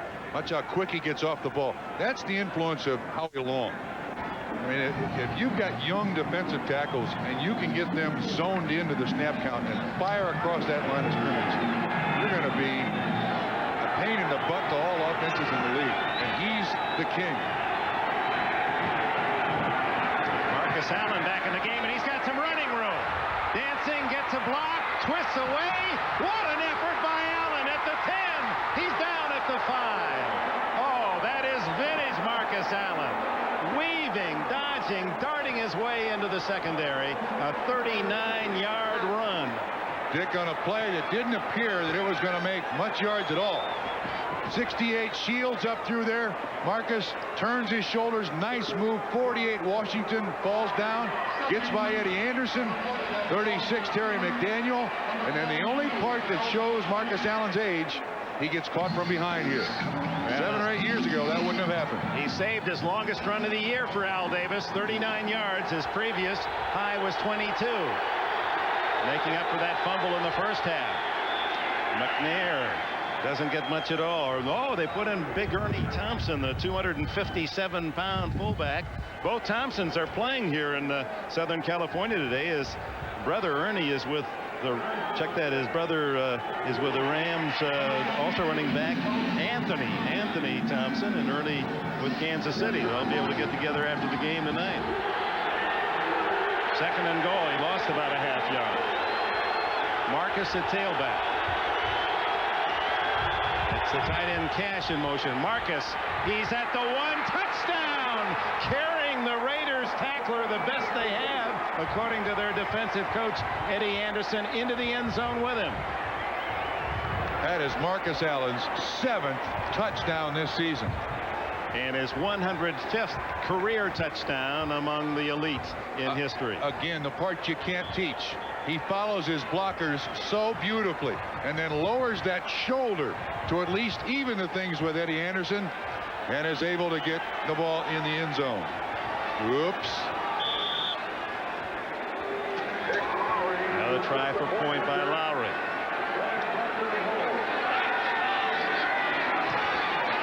Ooh, that was close to being blocked. Dick, the fans down here in front of Al Davis's box are turning around and motioning to Al Davis.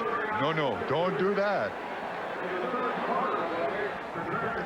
Only 5 men in history have been in an NFL end zone with a touchdown more than Marcus Allen. It's appropriate he's tied with Don Hudson, because look who's number 3 now. Is that phenomenal? Jerry Rice, still young lay, 118 touchdowns. Had 4 today. This one is returnable. At the 9, it's Rocket.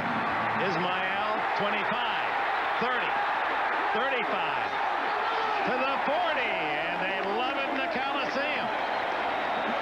Dale Carter slowed him down just enough for one of his teammates to make a tackle.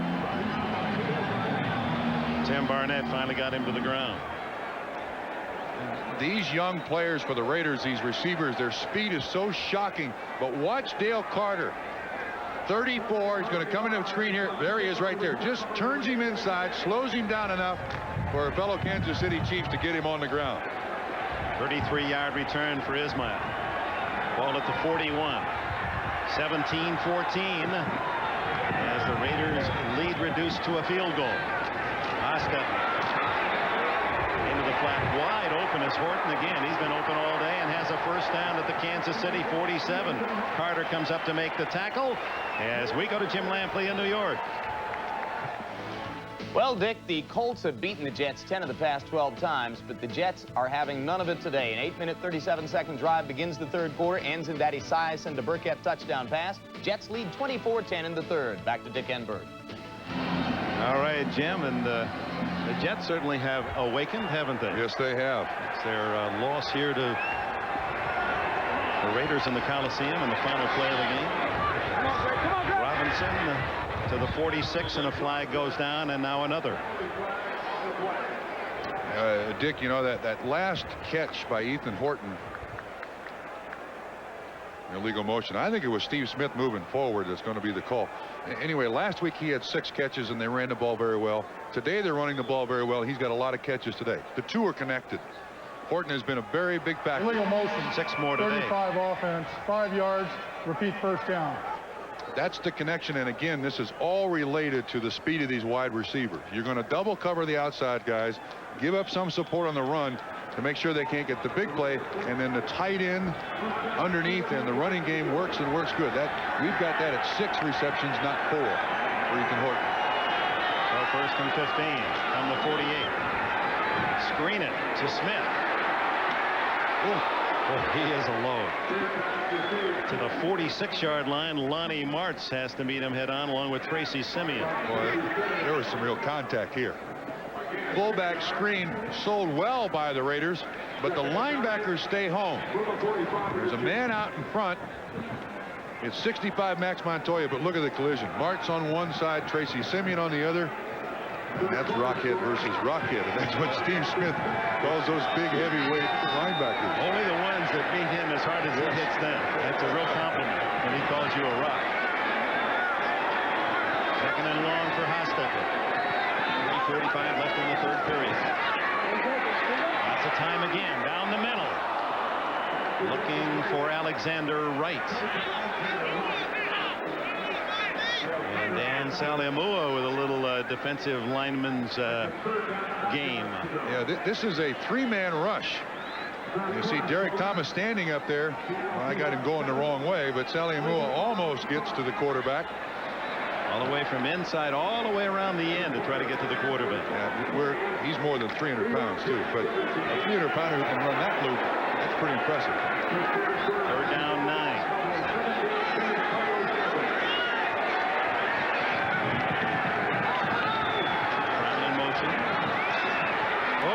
Thomas almost got it, and it's deflected at the line of scrimmage, incomplete. Derek Thomas with one of those patented moves around the wing, trying to come in the back door and pick the ball right off the back of the quarterback, and doesn't have a tackle or a sack obviously today, Derek Thomas, but very close that time. And Kevin Ross almost picked that ball off. Number 31 just about made a huge play there. Dale Carter back at the 10. Gossett into the wind.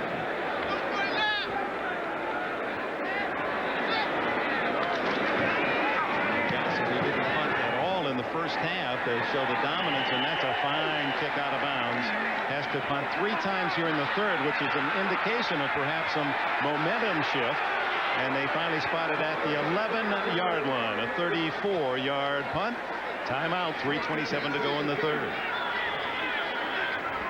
Coliseum, the most contentious of all the races in the NFL here in the AFC West, and the Raiders looking for a chance to tie Kansas City atop the division. And Dick, the momentum has swung to Kansas City. Ever since they came out in the second half, the Kansas City Chiefs have 4 first downs, the Raiders just 1. So if they can keep that momentum going, and you get a guy like Marcus Allen who ignites other players on the team, it really helps a lot. Oh, that would be a tough one to digest for Al Davis and Art Shell of the Raiders to have Allen return and beat them here at home. Art Shell, who had called Marcus Allen a liar and a cancer about the arguments as to why he wasn't playing here with the Raiders, which seemed out of the character for Shell. And Marcus says, nah, I love Art. I don't believe all that. This one goes halfway to Gardena. Yeah, well, wait a minute. Nick, that's worth repeating what you just said, that Marcus Allen last night when we talked to him, he says, look, I've got no problems with Art Shell, none whatsoever.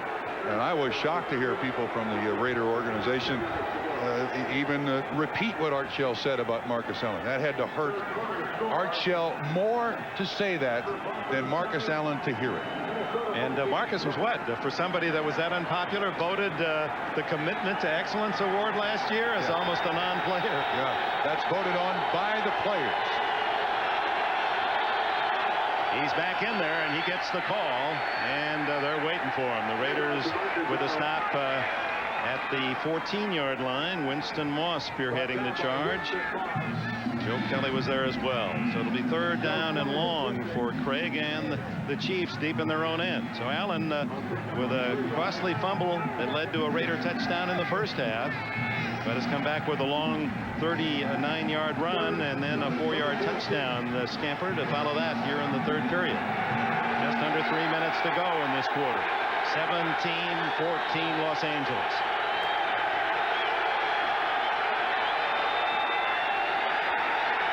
Craig. Incomplete, and no flag as some of the Chiefs are on the field and Schottenheimer with them. Hoskins all over the back of Willie Davis. Yeah, McDaniel was there too. The Raiders felt anytime that they could get Dave Craig out of the pocket, move him around. He doesn't throw the ball as well as he does, but he can stand back there and set up. And there was just enough pressure to flush him out of the pocket. Ball comes short. And they get him to 3rd down, and Craig is 1 for 7 on 3rd down throws, 3 yards. That's a big key to winning. There's Tim Brown with 10 men on the line of scrimmage for the Raiders, and Brian Barker punting from his 5-yard line. Just got it away, and the wind really tailing that away from Brown. Good catch at the 38-yard line. And out of bounds at the 39. Well covered by Fred Jones, number 80. 49-yard punt, 2-yard return.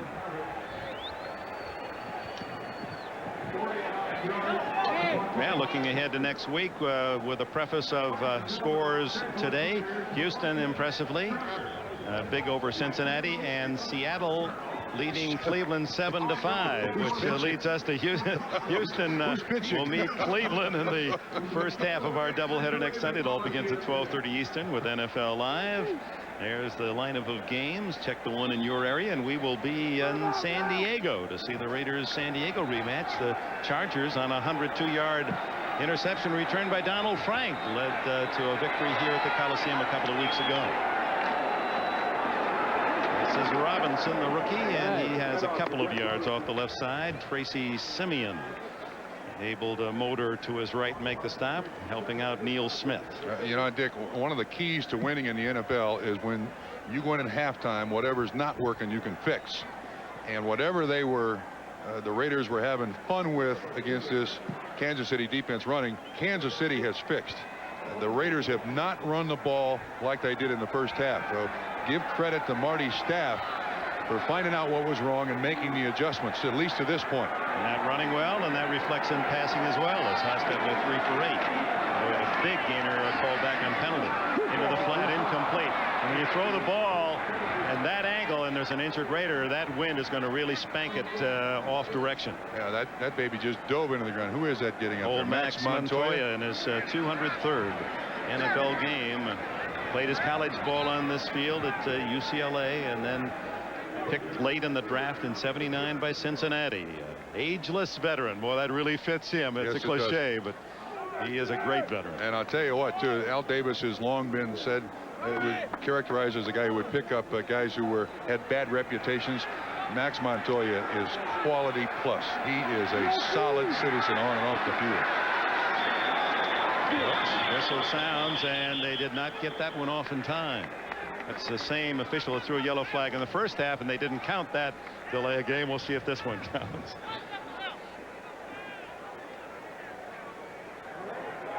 Delay of game offense. 5 yards, repeat third down.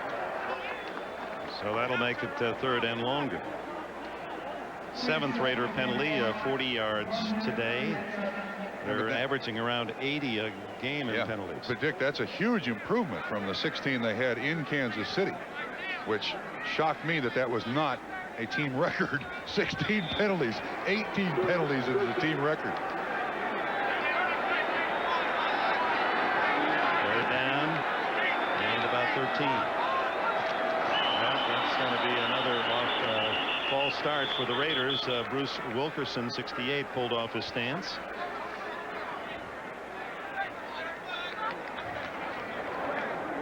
False start prior to the snap. Number 15, the quarterback. Oh, they called it on the quarterback. Hostetler barking his disapproval. Well, they call it on the quarterback, but you're supposed to trick the other team when you give that hard count, and unfortunately Wilkerson came right out of his stance. By the way, Kansas City on that snap had 7 defensive backs in the ballgame, 4-man rush. Hostetler going to the menu there on his sleeve. He wants the repeat of the play from Terry Robisky on the sideline. Come on, he says, come on. There he is. Go to the menu. Sal Lemieux is out. We understand twisted knee, but not considered serious. Oh, look at here. He's reading James Jett's menu. we got 2 menus out there in the huddle. One from column A and one from column B. 3 seconds on the play clock as Hostetler scrambling to get some room and then throws deep downfield, incomplete. Charles Mincy was the closest athlete, and suddenly the Raiders, who had moved the ball at will the entire first half, didn't have to punt, and it looked as if they're going to run away with it. It was 14-0, and it could have been 21-0, are having their problems here in the third quarter, and with 1:31 left in the period, Gossett to punt for the 4th time in this quarter. Yeah, Dick, he should have stayed with just column A. When he got to column B, it stopped working. And Carter waits for Gossett, kicking into the wind. Carter at the 22. What's got a chance. And twisted down at the 33-yard line. The Chiefs in good field position again. 47-yard kick, a dozen on the return by Carter. Their lives. Backdraft tonight at 8, 7 Central, after eyewitness video on NBC. What does this city know about heroes who stop fires? Boy, and they're saluting them. Yes, they are. The LA Dodgers are going to have a big day for them next year, and maybe a couple of days. They are heroes.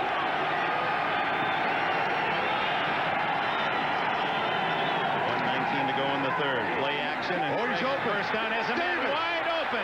Willie Davis, no one near him. It'll be a touchdown, Kansas City.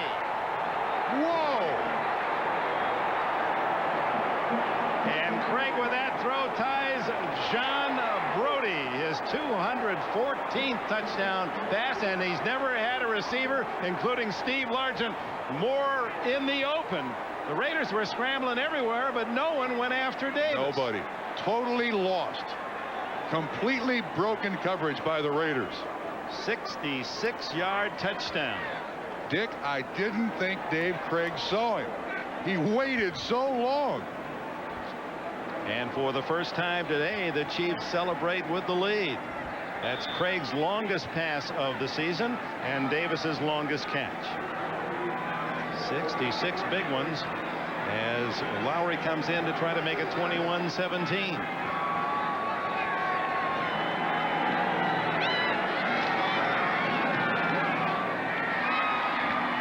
21-17 as the Chiefs have rallied from 2 touchdowns behind. Here's Davis, and you're going to see these defensive backs going this way, which is a bad idea. I mean, this is not a particularly hard play action fake, although you can see it's the fake down. But look at the time, and now look when he's open and how long Craig waits. Goodness. I mean, even in your own backyard as a kid, you could never get that open. And Davis doing something that won't please Marty Schottenheimer, kind of walking his way in rather than getting that ball in the end zone. It looks like, I can't tell who's responsible here. You got Hoskins and Eddie Anderson going sideline to sideline. Davis going goal line to goal line. Get in the end zone. I'm not going straight, listen, short. Dave Craig. I mean, this is the Rudy version in the National Football League. This is the professional version of that popular movie to your local theater, Rudy.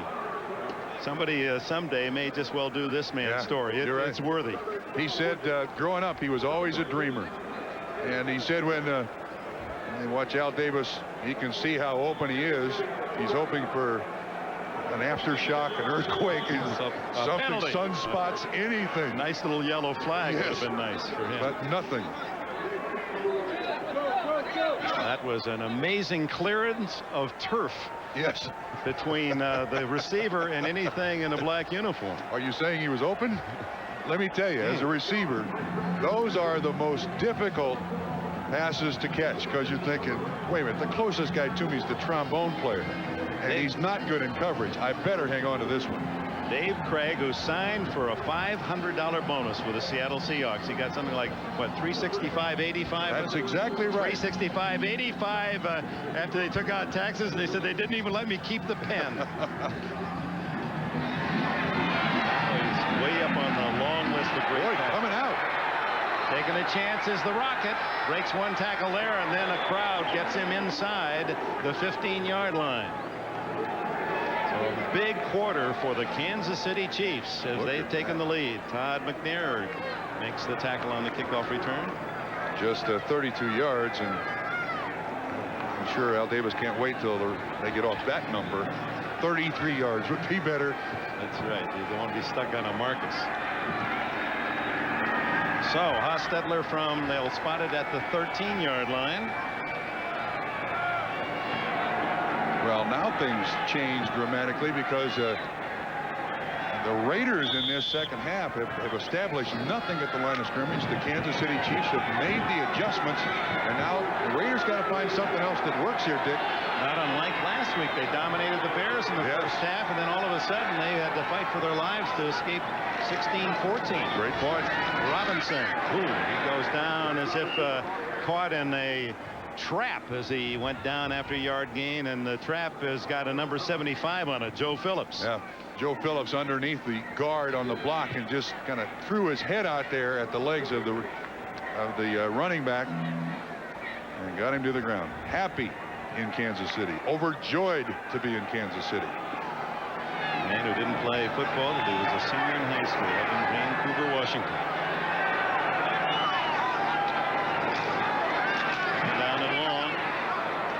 The flat end complete. Trying to run before he caught it was Steve Smith, the fullback. Yeah, and you know what? Now you're beginning to see the Raiders try to make the big play instead of a play. Rocket tried on the kickoff. Absolutely. Smith running before the ball was there. Yep. And there is a tendency for players to do that. Try to make the big play. If I turn this up, I'm going to get 20 yards. No, all you need is 10. Just a play at a time, whatever it gives you. Now, the big play that'll be remembered by the Raider fans, regardless of what happens, was the long pass to Tim Brown, where the Raiders did have the momentum, and it was called back in the penalty called against Perry. That seemed to be, a lot worse. Yes, iffy. Hostetler barely going to beat that clock. And in a crowd throws, incomplete, and another drop. And this time it's James Jett. So betrayed by his receivers. Hostetler and the offense head to the sidelines, and incredibly, in a game where the Raider punter was not asked for his services an entire half, he will kick 5 times in this quarter. That's hard to do. Yeah. 5 punts in a quarter. Yes. So that means the Raiders are being shut down often and quickly. I think they still stand just 1 first down in the second half. That's it. Carter 45, and Gossett hits this one. Whoa, what a kick. Carter waiting for the blocks to set up, and now it's a foot race. 40, 50, 45, and out of bounds in front of the Raider bench at the 45-yard line. Dan Land got him a 28-yard return by Dale Carter, and here come the Chiefs again. Here's a look at the first 3 quarters, and the Raiders had a 14-0 lead and a Napoleon McCallum fumble at the Kansas City 1-yard line, going in for possible a 21-point lead, and now it's the Chiefs with the lead and the ball at the Raider 45. That was a 28-yard return by Carter. This is the best field position at the start of a drive today for the Chiefs, and Howie Long into the backfield of the Chiefs. 17 offense. 5 yards with each first down. Dave Craig with a head bob or something to draw Long offside, and boy, Long, he's got a high twitch factor. Yes, he reacts like no other player in the league. Watch him, 75, second man in. A little head bob. Yeah, you can see the hard count. There's no question about that. But normally you get more than one guy. But Howie told us a couple of weeks ago, he's just absolutely in a zone listening to that snap count. When most people look to the ball, he's looking for movement. Well, first and 15 at midfield. The pump fake and the long throw, no one there. Boy, he had somebody open deep, however. Well, Davis again. Davis was 15 yards in the clear down the right sideline. Yeah, and I think, Dick, the minute that David Craig saw the coverage, the corner was off on Willie Davis. That indicates to him throw out in the flat. But in throwing out to the flat, the linebacker came out there, was underneath the fullback, throw it out of bounds. We'll try on this down. That's a big change in the career of Dave Craig. He used to have just one guy to throw it to, Steve Largent, and Largent always got open. So he just wait for that. That was easy. Yeah. It's been Davis today, 5 catches, 115 yards. The rest of the receivers total 4 catches. Middle incomplete. A quick slant, and J.J. Burton, who hasn't caught a ball today, was the target. Lionel Washington covering. The Chiefs running something very interesting here. They're lining up 2 tight ends here on the same side. This is Cash, this is Jonathan Hayes, and then just 2 outside receivers, 1 running back. They're trying to spread the defense as much as they can for running and passing. You see here, Burton covered well, and the ball just thrown out of his reach. 3rd and 15, and Craig will repeat again, 1 for 7 on 3rd down and 3 yards. It's a screen to Marcus, and Howie Long makes the tackle. A gain of only 4. He can still play, and he wants very much. He wants to earn it. He doesn't want it to be given to him. Wants to go to his 8th Pro Bowl because it would tie the Raider record held by Coach Art Shell. 8 Pro Bowls. I thought his point to us a couple of weeks ago that I don't want anybody to tell me to leave this game. I want to go when I'm ready. And there'll be plenty of opportunity away from football for this handsome guy. I have a feeling he'll do very well in this business. So he says he may have a series deal cooking, or a movie of the week.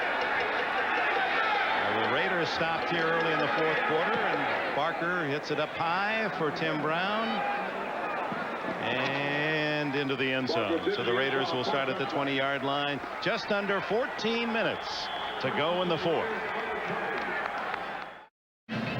Well, the new alignment at the Coliseum, the capacity is 67,882. They'll have about 92,000 next Saturday, USC-UCLA, when they move the temporary bleachers away. Hostetler, lots of time, and then dumps it underneath to Robinson, tackled at the 26. A gain of 6. Tracy Simeon got him. Well, if there's one thing the Raiders can say today, they have protected their quarterback. Hostetler has had his options. Look downfield, look intermediate, and throw short.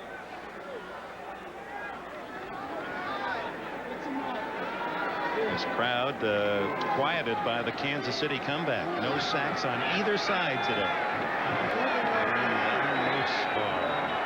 3-time Pro Bowler over the ball. Alexander Wright moved in by Hostetler, and then the give to Robinson. Oh, he was running through big holes and around the wings in the first half, but not around Dan Saliamua. And down low was Joe Phillips as well. That's a lot of beef, well over 600 pounds, those two inside defenders for Kansas City. Yeah, and you know, one of the things that the Kansas City Chiefs can do to stop that run that they were getting in the first half is a predetermined move. You know, slant a little bit. And you see they're trying to run little games there. You actually saw Saliamua come off the line of scrimmage, roll around, and assist on the tackle. Those Seahawks, they're trying to go 5 in front. Hostetler going long. And the flag down, and you knew that was going to happen as Jay Taylor. And now here's Tim Brown going at it. And this started well before the kickoff. They were after each other. Mincy, Charles Mincy, and boy, Tim Brown, usually cool in his temperament. He really had his clock go off. His alarm rang. And Dick, he pushed an official. In Kansas City, Nolan Harrison was ejected from the game for pushing an official. I would be shocked if Tim Brown stays around for this game, regardless of who the flags are on. The referee threw one flag, and he was reaching in and almost pulled out the back part of his trousers trying to get another. I'm telling you. He used a hat that seemed to signal that was another flag. He pushed an official, and that is an immediate ejection. Ask Nolan Harrison. He knows.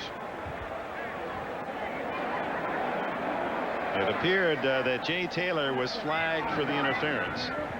And that was down around the 38-yard line of Kansas City.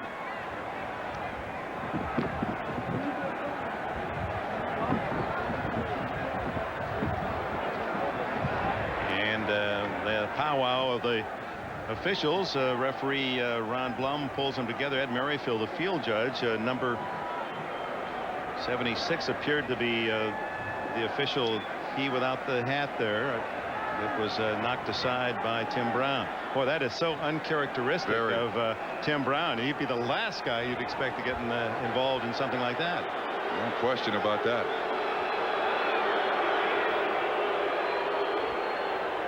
Defensive pass interference, number 34, Kansas City.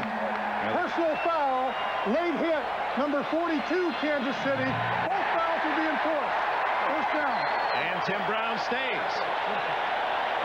Wait a minute, it sounds like we're going to need a penalty box here. We got offsetting penalties. No, they're both against Kansas City. There's the interference. Yeah, but they call it on Dale Carter.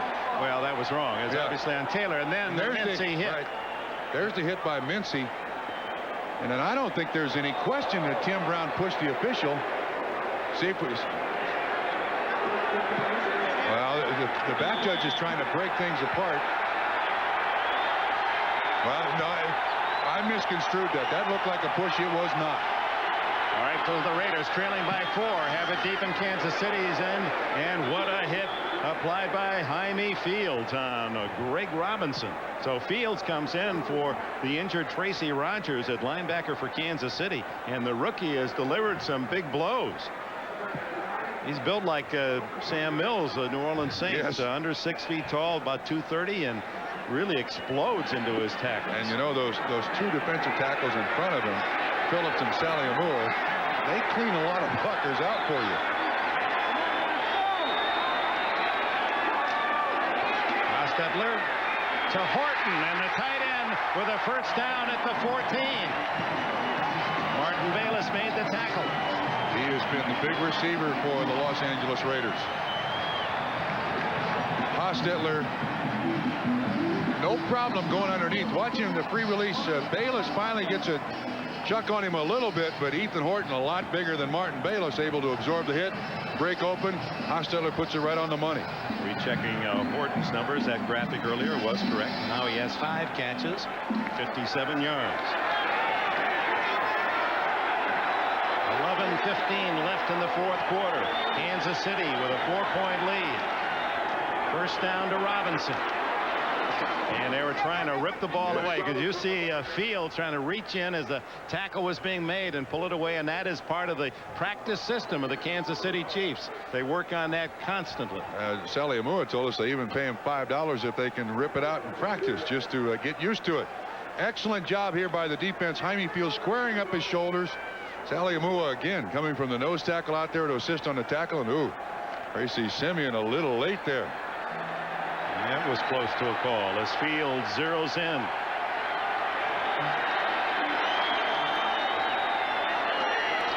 Second and long for Hostetler. Into the end zone. Broken up. Intended for Alexander Wright, and the veteran Albert Lewis was there to deny. But again, look at the time. Hostetler has to look all over the field, Dick. This is extraordinary because the Chiefs have the reputation of really putting pressure on passing. They certainly did on Monday night, didn't they, against Green Bay? Yes, they and did. Favre. No question about it. I mean, he looked from the left-hand side of the field. Here's right on the inside. A little hand check there by Albert Lewis. Just gets his hand up there to knock it away. Excellent defense. The Raiders, much like the Chiefs, having trouble on third and long. They're 0 for 6 today, third and long. Looking for the lead. Hostetler. Fumble, and it's picked up by Carter, I believe. Ethan Horton caught the ball. Now they're saying no catch. A long time before that signal was given. Whoa. So Martin Bayless coming in to make the hit. And Dale Carter had his eyes on the pumpkin. The referee just said the pass was ruled incomplete. First step down. Well, you can't tell from there, but that was in there around those guys for quite a while. We'll see it from this angle. Well, no, we won't. So it's tough to tell whether he was juggling or not. The ball was in that midsection for a while. Inconclusive evidence. Call on the field stands. Jaeger with a short field goal, 30 yards. And look at the wind play tricks with it. He's good again. So Jeff Jaeger is 18 for 20 this year. He's on a Pro Bowl course toward Hawaii. Now looking at it from Fred Jones' perspective as he awaits the kickoff from Jaeger. Jaeger missed his first field goal of the season, his first attempt, 41 yards, has missed a 52-yarder and made all the rest, 18 out of 20. Leading 21-20, Kansas City will start from the 20-yard line. So Dave Craig with a couple of touchdown passes will bring the offense on the field.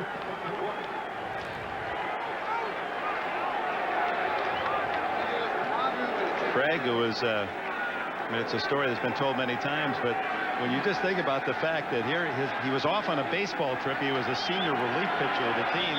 They were playing out of state and get a call. You can't come home. Why not? The college is gone. They closed the doors. You got to find a way to pay your way back.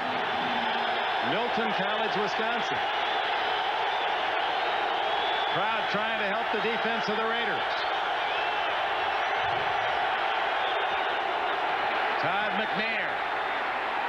And McNair fighting for yardage and has a first down. 11 plus on that carry. Officially 12. Well, that was beautifully executed. Excellent blocking by Kansas City up front right here. They get him down, and then they get the pull by 68 Shields out front. Tim Landers also with an excellent block. McNair pulls it up. You don't get sweeps like that in the NFL much anymore because of the width of the defensive end and the linebacker, but that was beautifully executed by Kansas City. 6 for 40 from McNair. Productive again today.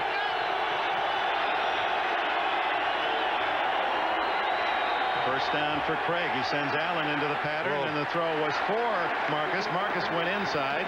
Craig read outside, and Howie Long was right in between. Yeah, and you can see where Dave Craig sees Howie Long coming at him, and he really doesn't set up very well. Quick move around Shields, and Craig's feet are spread apart. He was going to go downfield, had to go out in the flat, and wasn't ready to throw it at all, and therefore was way behind Marcus Allen. Howie Long, who boxed as a kid in the Boston area, big Celtics fan. He said he always dreamed of being an NBA power forward. Well, the power really would fit, wouldn't it? Whoops, Nolan Harrison, and is it no play? Everyone seemed a bit uncertain. You talk about Howie Long playing for the Boston Celtics. The only guy he would be like is Jim Luskatoff. Remember him? Yes, indeed. So Howie could play power forward like Jim Luskatoff could. top of that, he's a sleepwalker. Can you imagine this guy loose in the middle of the night? Offside defense, 5 yards, repeat second down. And the totals mounting now at the half-century mark for the Raiders. It's been a day of offsides and false starts, hasn't it?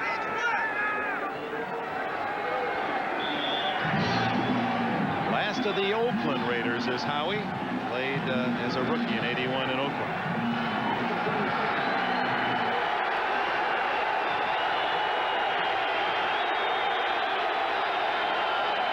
Second and 5. Barnett in motion. And the give to Marcus. Oh, nothing there. Well done by the Raiders. Absolutely. Not cool a bit, Dick. Anthony Smith, Joe Kelly, and Eddie Anderson coming up from safety to stop Allen. Actually, they ran motion, and when they ran motion, and you see the motion here, it draws Eddie Anderson up here because he has no other pass reception responsibility, and he's the one guy that's there that they can't block. And they got everybody accounted for except one guy there, and the motion basically created that void. Give Joe Kelly a piece of the action as well. Great defense there. 3rd and 7. Oops, the receiver gets knocked down, and a flag will go down. Davis, who has been the constant target of Craig's efforts, gets knocked down on his way into that fly pattern, and that'll cost the Raiders a first down. He has been the busy man, Davis, matching the rest of the team's total in catches and getting all the yards, 66 of which were on the touchdown play that gave Kansas City the lead. Holding 48 defense, 5 yards, first down. But, Dick, there's a reason that Lionel Washington has to hold. This is Davis. This is the pattern. Watch what happens here. The contact made by Hassan Jones, that's why he grabs a hold of him. I mean, there's as much contact on the offense there as there is the defense. But consistently, the defender will not get the call. You're right. The pick. They allow the picks. And for Cunningham, the defensive coordinator. You see the other scores, late scores around the NFL. Here it's 21-20, Kansas City. And Craig to the tight end, Jonathan Hayes. And Hayes with a first down at the 42-yard line of the Raiders. 18 on the play. Closest man in coverage was Winston Moss, linebacker. Now, we were surprised to learn that Paul Hackett thought the guy who had adjusted best to the new offense was the tight end Jonathan Hayes. And when Joe Montana and Paul Hackett showed up at Kansas City, everyone presumed that Jonathan Hayes was out the door. This guy's learned it quickly and has made some key catches for Kansas City. 8 minutes to go in the fourth quarter. 21-20. Marcus Allen. Hit just as he got the handoff. That was Eddie Anderson, as if he knew what was coming. Anderson, the safety, was right up on the line of scrimmage to fill the hole. You wonder how safeties know this, but here he comes. That's pretty interesting. I don't know where that came from. Maybe I'm showing his paycheck there. Lots of zeros. Yardage gain. Yardage gain on the play. Thank you. Ronnie Lott used to do that very, very well. Just anticipate where the ball is going. Big stop. Anderson, who learned early from Kenny Easley as a rookie with Seattle.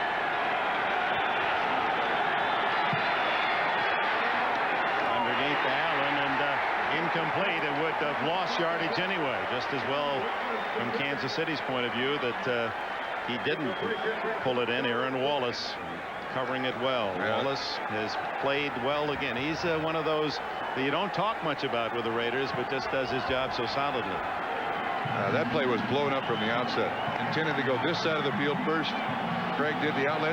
Looks to me like 3 wides in here now. Big play for the Raiders. They'll be teeing off on Craig. 3rd and long. Quarterback draw, and Craig is close to a first down and may have gotten it at the 31. Yes, 11 yards on the quarterback draw. What a call. What a gutty call.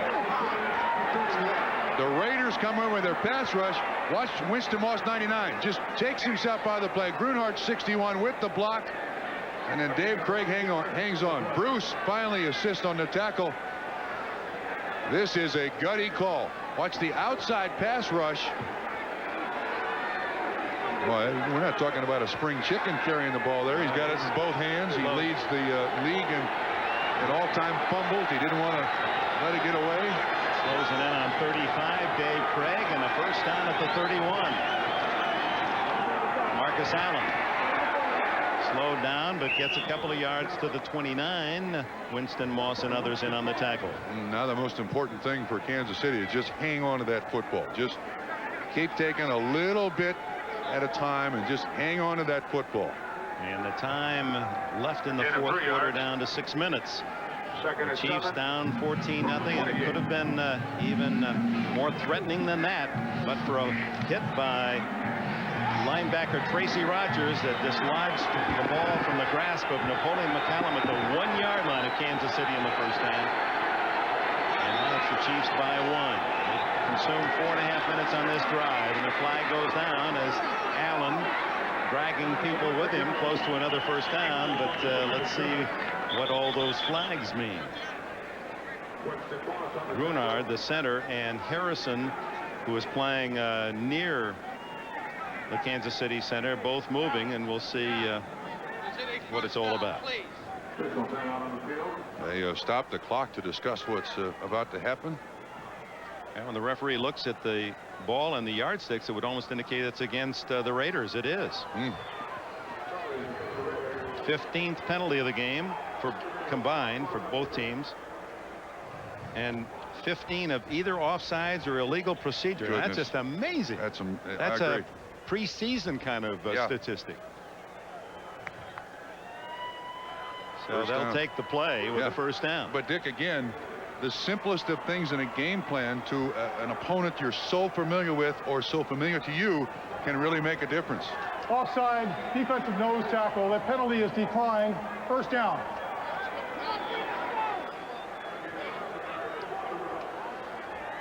Whoops, Art Shell may have used the wrong word on this side head linesman, because flag goes flying. That could be another march off against the Raiders. Yep, on sportsmanlike conduct. Goodness. Art doesn't say much, but what he said there was out of the wrong tube. Unsportsmanlike on the Los Angeles bench. Half the distance to the goal, first down. And you know it was Art, because if it were anybody else on that bench, he'd be right in their face. So you identified it correctly. It was Art Shell. Out of his shell.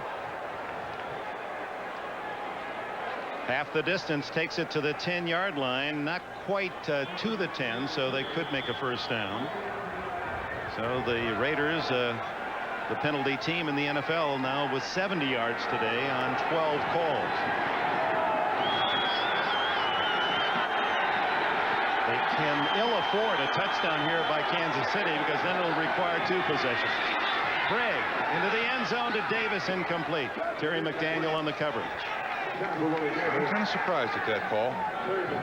You know, first and goal, throwing on first down. Yeah, but now you got second and goal. You got the full 10, though. Yeah. You got the full 10, and I think that influenced Paul Hackett's decision.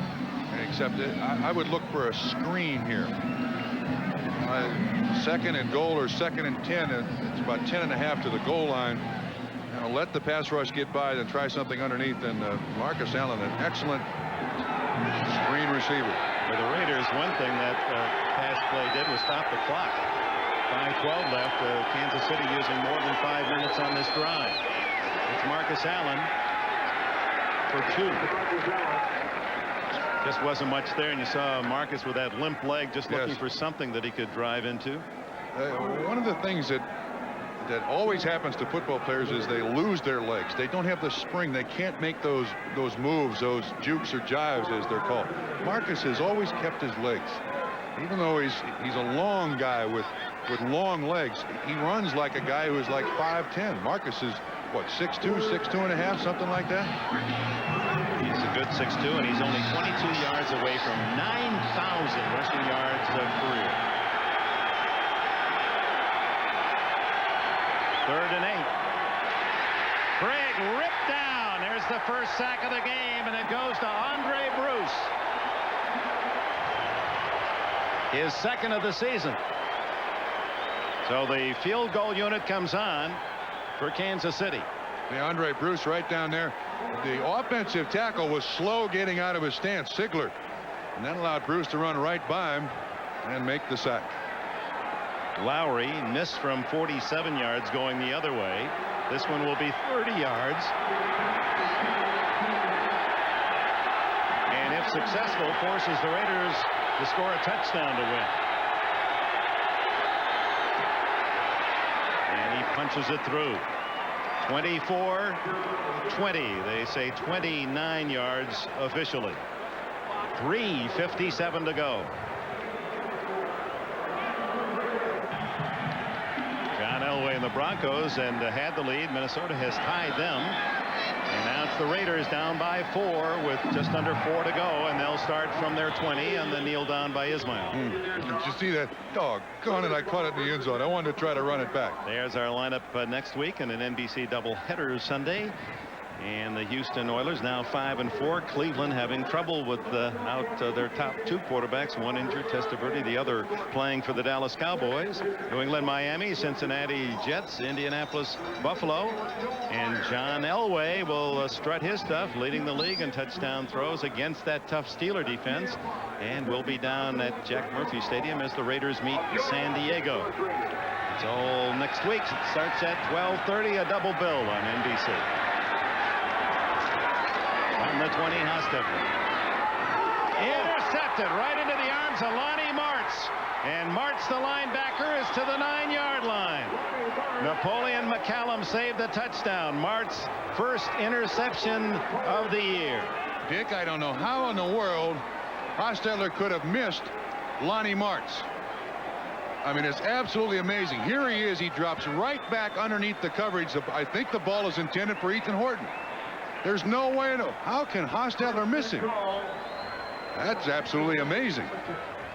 I mean, I'll give you this. March was open, but he is wearing the wrong helmet. And the frustration trying to hide it is Art Shell. Well, the key now for the Raiders is to that defense to come through, hold the Chiefs to a field goal, and they still are within a touchdown of a tie. But, yeah, but Dick, they were just on the field for over 6 minutes on that last drive for 3 points, so they really have not recouped yet. Marcus, who has 1 touchdown today, and he gets a good gain on first down, 6, almost 7 yards. Aaron Wallace makes the tackle. I think that's the other thing that you'll remember about Marcus Allen. I never saw him give up on a play or a run. Well, and at times that's been hazardous duty because that's when he fumbles. Absolutely. Trying to get that extra yards, and that was what happened in the first half today. Yeah. And you know, with that list of touchdown makers where he stands, that is like 3,000 hits in baseball or 300 wins for a pitcher. That is an absolute lock. What date do you want to go into the Professional Football Hall of Fame? They've got a spot reserved in Canton. Fake to Allen, who carries it out well, and Craig then throws a touchdown to tight end Keith Cash. So both Cashes, the twins, have scored touchdowns today. His brother Kerry caught a touchdown today for the Colts, and Keith has his 2nd of the season and his first catch today. That never should have happened. Anthony Smith almost bulldogged Dave Craig to the ground. How Dave Craig got away is beyond me. Anthony Smith had him. 3rd touchdown pass for Craig today, and Cash is going to put that one in the bank. Oh, in the bank. The ball. Yes. Lowry. And the Lonnie Marts interception leads to a quick score, and Craig has the passing hat trick today. The Raiders have been outscored 31-6 since the first quarter. Watch Anthony Smith right here. How in the world does he not get Dave Craig on the ground? Anthony Smith is the sack leader and he throws back to Cash. Got his head around the helmet. Somehow Dave Craig, not really known as a big strong quarterback, able to survive that, and Anthony Smith goes ballistic. But Dave's dad said he was always headstrong, and I think that paid off in that regard. And for Anthony Smith, by the frustration he had tasting, he was ready to digest his 12th sack of the year. He's tied for the NFL lead. How in the world did he get away? Whoa. Kickoff comes down to Ismail. And he's got some open field now. And finally Fields with Todd McNair tackle him at the 36-yard line, a 34-yard return. Anthony Smith, who's using a formula of caterpillar husks and lizard heads and all of those sorts of things, herbals that he claims the Chinese track and field stars are using, and they've been breaking all the records. Well, at least they put it in a capsule, so you just swallow it. I mean, it's not ingredient at a time, you know. It really energizes. I don't know how he missed Dave Craig, and he's going to look at the film and wonder exactly what he has to do to get an opposing quarterback down. Now the Raiders with 2:41 to go. Now they're down by 11. They have to strike quickly, and they've got the speed to do it. And Hostetler looks long, but well covered. They go underneath the Horton. And Horton now steps out of bounds at the 47-yard line. 12 yards on the play. The Raiders have all their timeouts. In case you just joined us late, the first half, Raiders were roaring, running the ball, doing a great job. And then in the second half, they had a long play down the field that was called back on a penalty, and the air kind of went out of the balloon there. This is 2 straight games. A great first half, and nothing in the second for the Raiders. Coaches hate patterns like that, Dick. Well, the Rams across town have been shut out by Atlanta. Hostetler down the field, and Tim Brown double covered. Rams fall to the Atlanta Falcons 13-0. A couple of Norm Johnson field goals, and they buried a recent touchdown pass.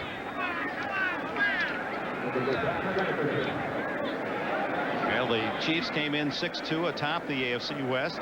The Raiders at 5-3. And both teams, after this, 7 games to go, play at this point only twice against a team with a winning record, Buffalo and Denver, on their schedule. Yeah. So it looks as if they might have a shot at the playoff. Ty Montgomery tries to one-hand that little shovel toss from Hostetler, incomplete.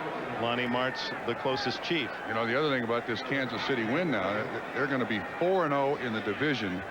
And the one thing that Marty Schottenheimer has done with the Kansas City Chiefs has beaten up on the AFC West. If they win, it'll be 20 of the last 24 games they have won versus the AFC West. So his philosophy of beat the guys in our division has worked since he's gotten there. That's remarkable when you consider the teams, the Denvers and the Raiders. Tough, and their home court San Diego, Seattle the same. And they will, with a win here in 221, they will have swept the Raiders again this year. They did last year. They're going to duplicate it again. Kansas City, number 1. This is a 40-second timeout. Chiefs spend a timeout with 2:21 to go. Kansas City, and just to reflect on the game last week in Chicago, when it appeared the Raiders had it locked up at about this point, and suddenly the Bears score and recover an onside kick. So the Raiders, although you can't see it in their face, you can't necessarily dismiss them at this point. Ball at the 47-yard line. 3rd down and 10. Trying to get out of bounds, and unsuccessfully as James Jett. It is a first down. The Raiders aren't using a timeout here. They're coming down to the 2-minute timeout. Actually, I would use one here. Yeah, I would have too. Absolutely. You get more than one play. Now they're not going to get it. They're going to the 2-minute timeout. So they lost that opportunity. They had 12 seconds to call a timeout and did not. 2-minute warning. 31-20. Blue skies and all that wonderful breeze. We had some rain earlier this week. Temperature around 70. Clear. You can see as far as Mount Wilson and all the antenna. It's a magnificent day, but not for Raider fans unless Hostetler can pull out something special. He's going to go long now. Incomplete as Jay Taylor, and a flag goes down as Taylor gets his second interference call. Intended for Ismail. Rocket lobbing, too. He really did. That's Doug Terry shaking his head. You'll see Ismail at the top. You call it right. It is Taylor, the man in coverage. And it must be the right arm around the neck of Ismail. Riding the shoulder, yes. right up around the shoulder. So that's a couple of flags on Taylor, who will have a long week in the Kansas City classroom with Coach Schottenheimer and others. So it's 1st and goal, and that's just what the doctor ordered for the Raiders with 1:54 left. Defensive pass interference, number 27. It's a spot foul, 1st and goal. You can't beat that. You stop the clock, you get 37 yards on the penalty, and you don't use a timeout. 3 timeouts left and plenty of time now. 1:54 to go. 1st down at the 2. Well, that's no surprise. A lot of penalties when these two teams meet. Half the crowd has left the Coliseum, and they might be missing something rather dramatic. Whoa, what's this? The toss to Montgomery, and Kevin Ross nails him for a 6-yard loss. Dick, that was a busted play. There is no play on the books where you have a flip to a running back like that. And that forces a timeout by the Raiders. Look, no way in the world is that play supposed to work out. Raiders are lucky they still have the ball. Back into the huddle with Jeff Hostetler and the Raiders, who have an interesting call there on 1st and goal with not a lot of time and down by 11. You throw a toss, and on that sweep, Kevin Ross nails you for a 6-yard loss. The 10th tackle for Ross today. He's been busy at that new spot at free safety. Hostetler has it knocked away, and Hostetler recovers. It was Neil Smith who had 4 sacks in game 1 against the Raiders. And he has a 7-foot, 1.5-inch wing spread. You think he's out of your zone, and then he reaches in and knocks it away. He did a beautiful job there, too. Well, 2 plays. They lose 6, and then they get the ball on the ground. Neil Smith comes from the top. He's on Bruce Wilkerson. He just keeps looping, and Hostetler's looking all over the place. See that arm up there, that left arm? By the way, he was very incensed last night at the hotel, and we haven't talked to him of late. We'll have to correct that the next time. I don't want him after me. I don't know about you. His little celebration is a tribute. It started because he's a big baseball fan, and George Brett, of course, the hero in Kansas City. And with the Royals, he gives you the right answer. I didn't know George was here. I'll tell you that. John Gonzalez and his camera crew, I think they've got a camera on everybody. When you come the Coliseum, beware. You're all under surveillance. George Brett. Oh, what memories for the fans of the Royals and all of baseball. So 3rd and goal. Hostetler to the 1, incomplete, and almost intercepted. It was right on the back of Dale Carter. Ball was just resting right there. That was intended for James Jett. Went into and out of his hands. So Jett, who has been brilliant, has had a touchdown go through his hands earlier. You see the release by Jett inside, getting himself clearance. Both slip. Well, I tell you what, that's as close to a fine pattern and reception as you can come without catching it. And that could have been an interception had Carter closed his legs. That's right. It would have been right on the top of his legs. And Haas said, come on, hang on to that thing. Look at him. Well, this is it. Do or die for the Raiders. 4th and goal. Down by 11. He throws, and incomplete, and the Kansas City Chiefs down 14-0. Could have been 21-0 early, and they dominate this second half. As the Raiders, things seem so bright for Art Shell's team early on, as they were going to tie, shooting for the tie atop the FC West. And Marty Schottenheimer, for the 3rd time in 4 years, lands a sweep on the dreaded Raiders. And he knows that incomplete pass there. Yes, sir. I tell you what, Art Shell and his staff did a great job to start this ball game against Kansas City, because the Raiders, as you said, owned the first half. But the adjustment was made defensively by Kansas City. The Raiders were not able to run the ball at all in the second half, and that, I think, turned the game around in Kansas City's favor, Dick.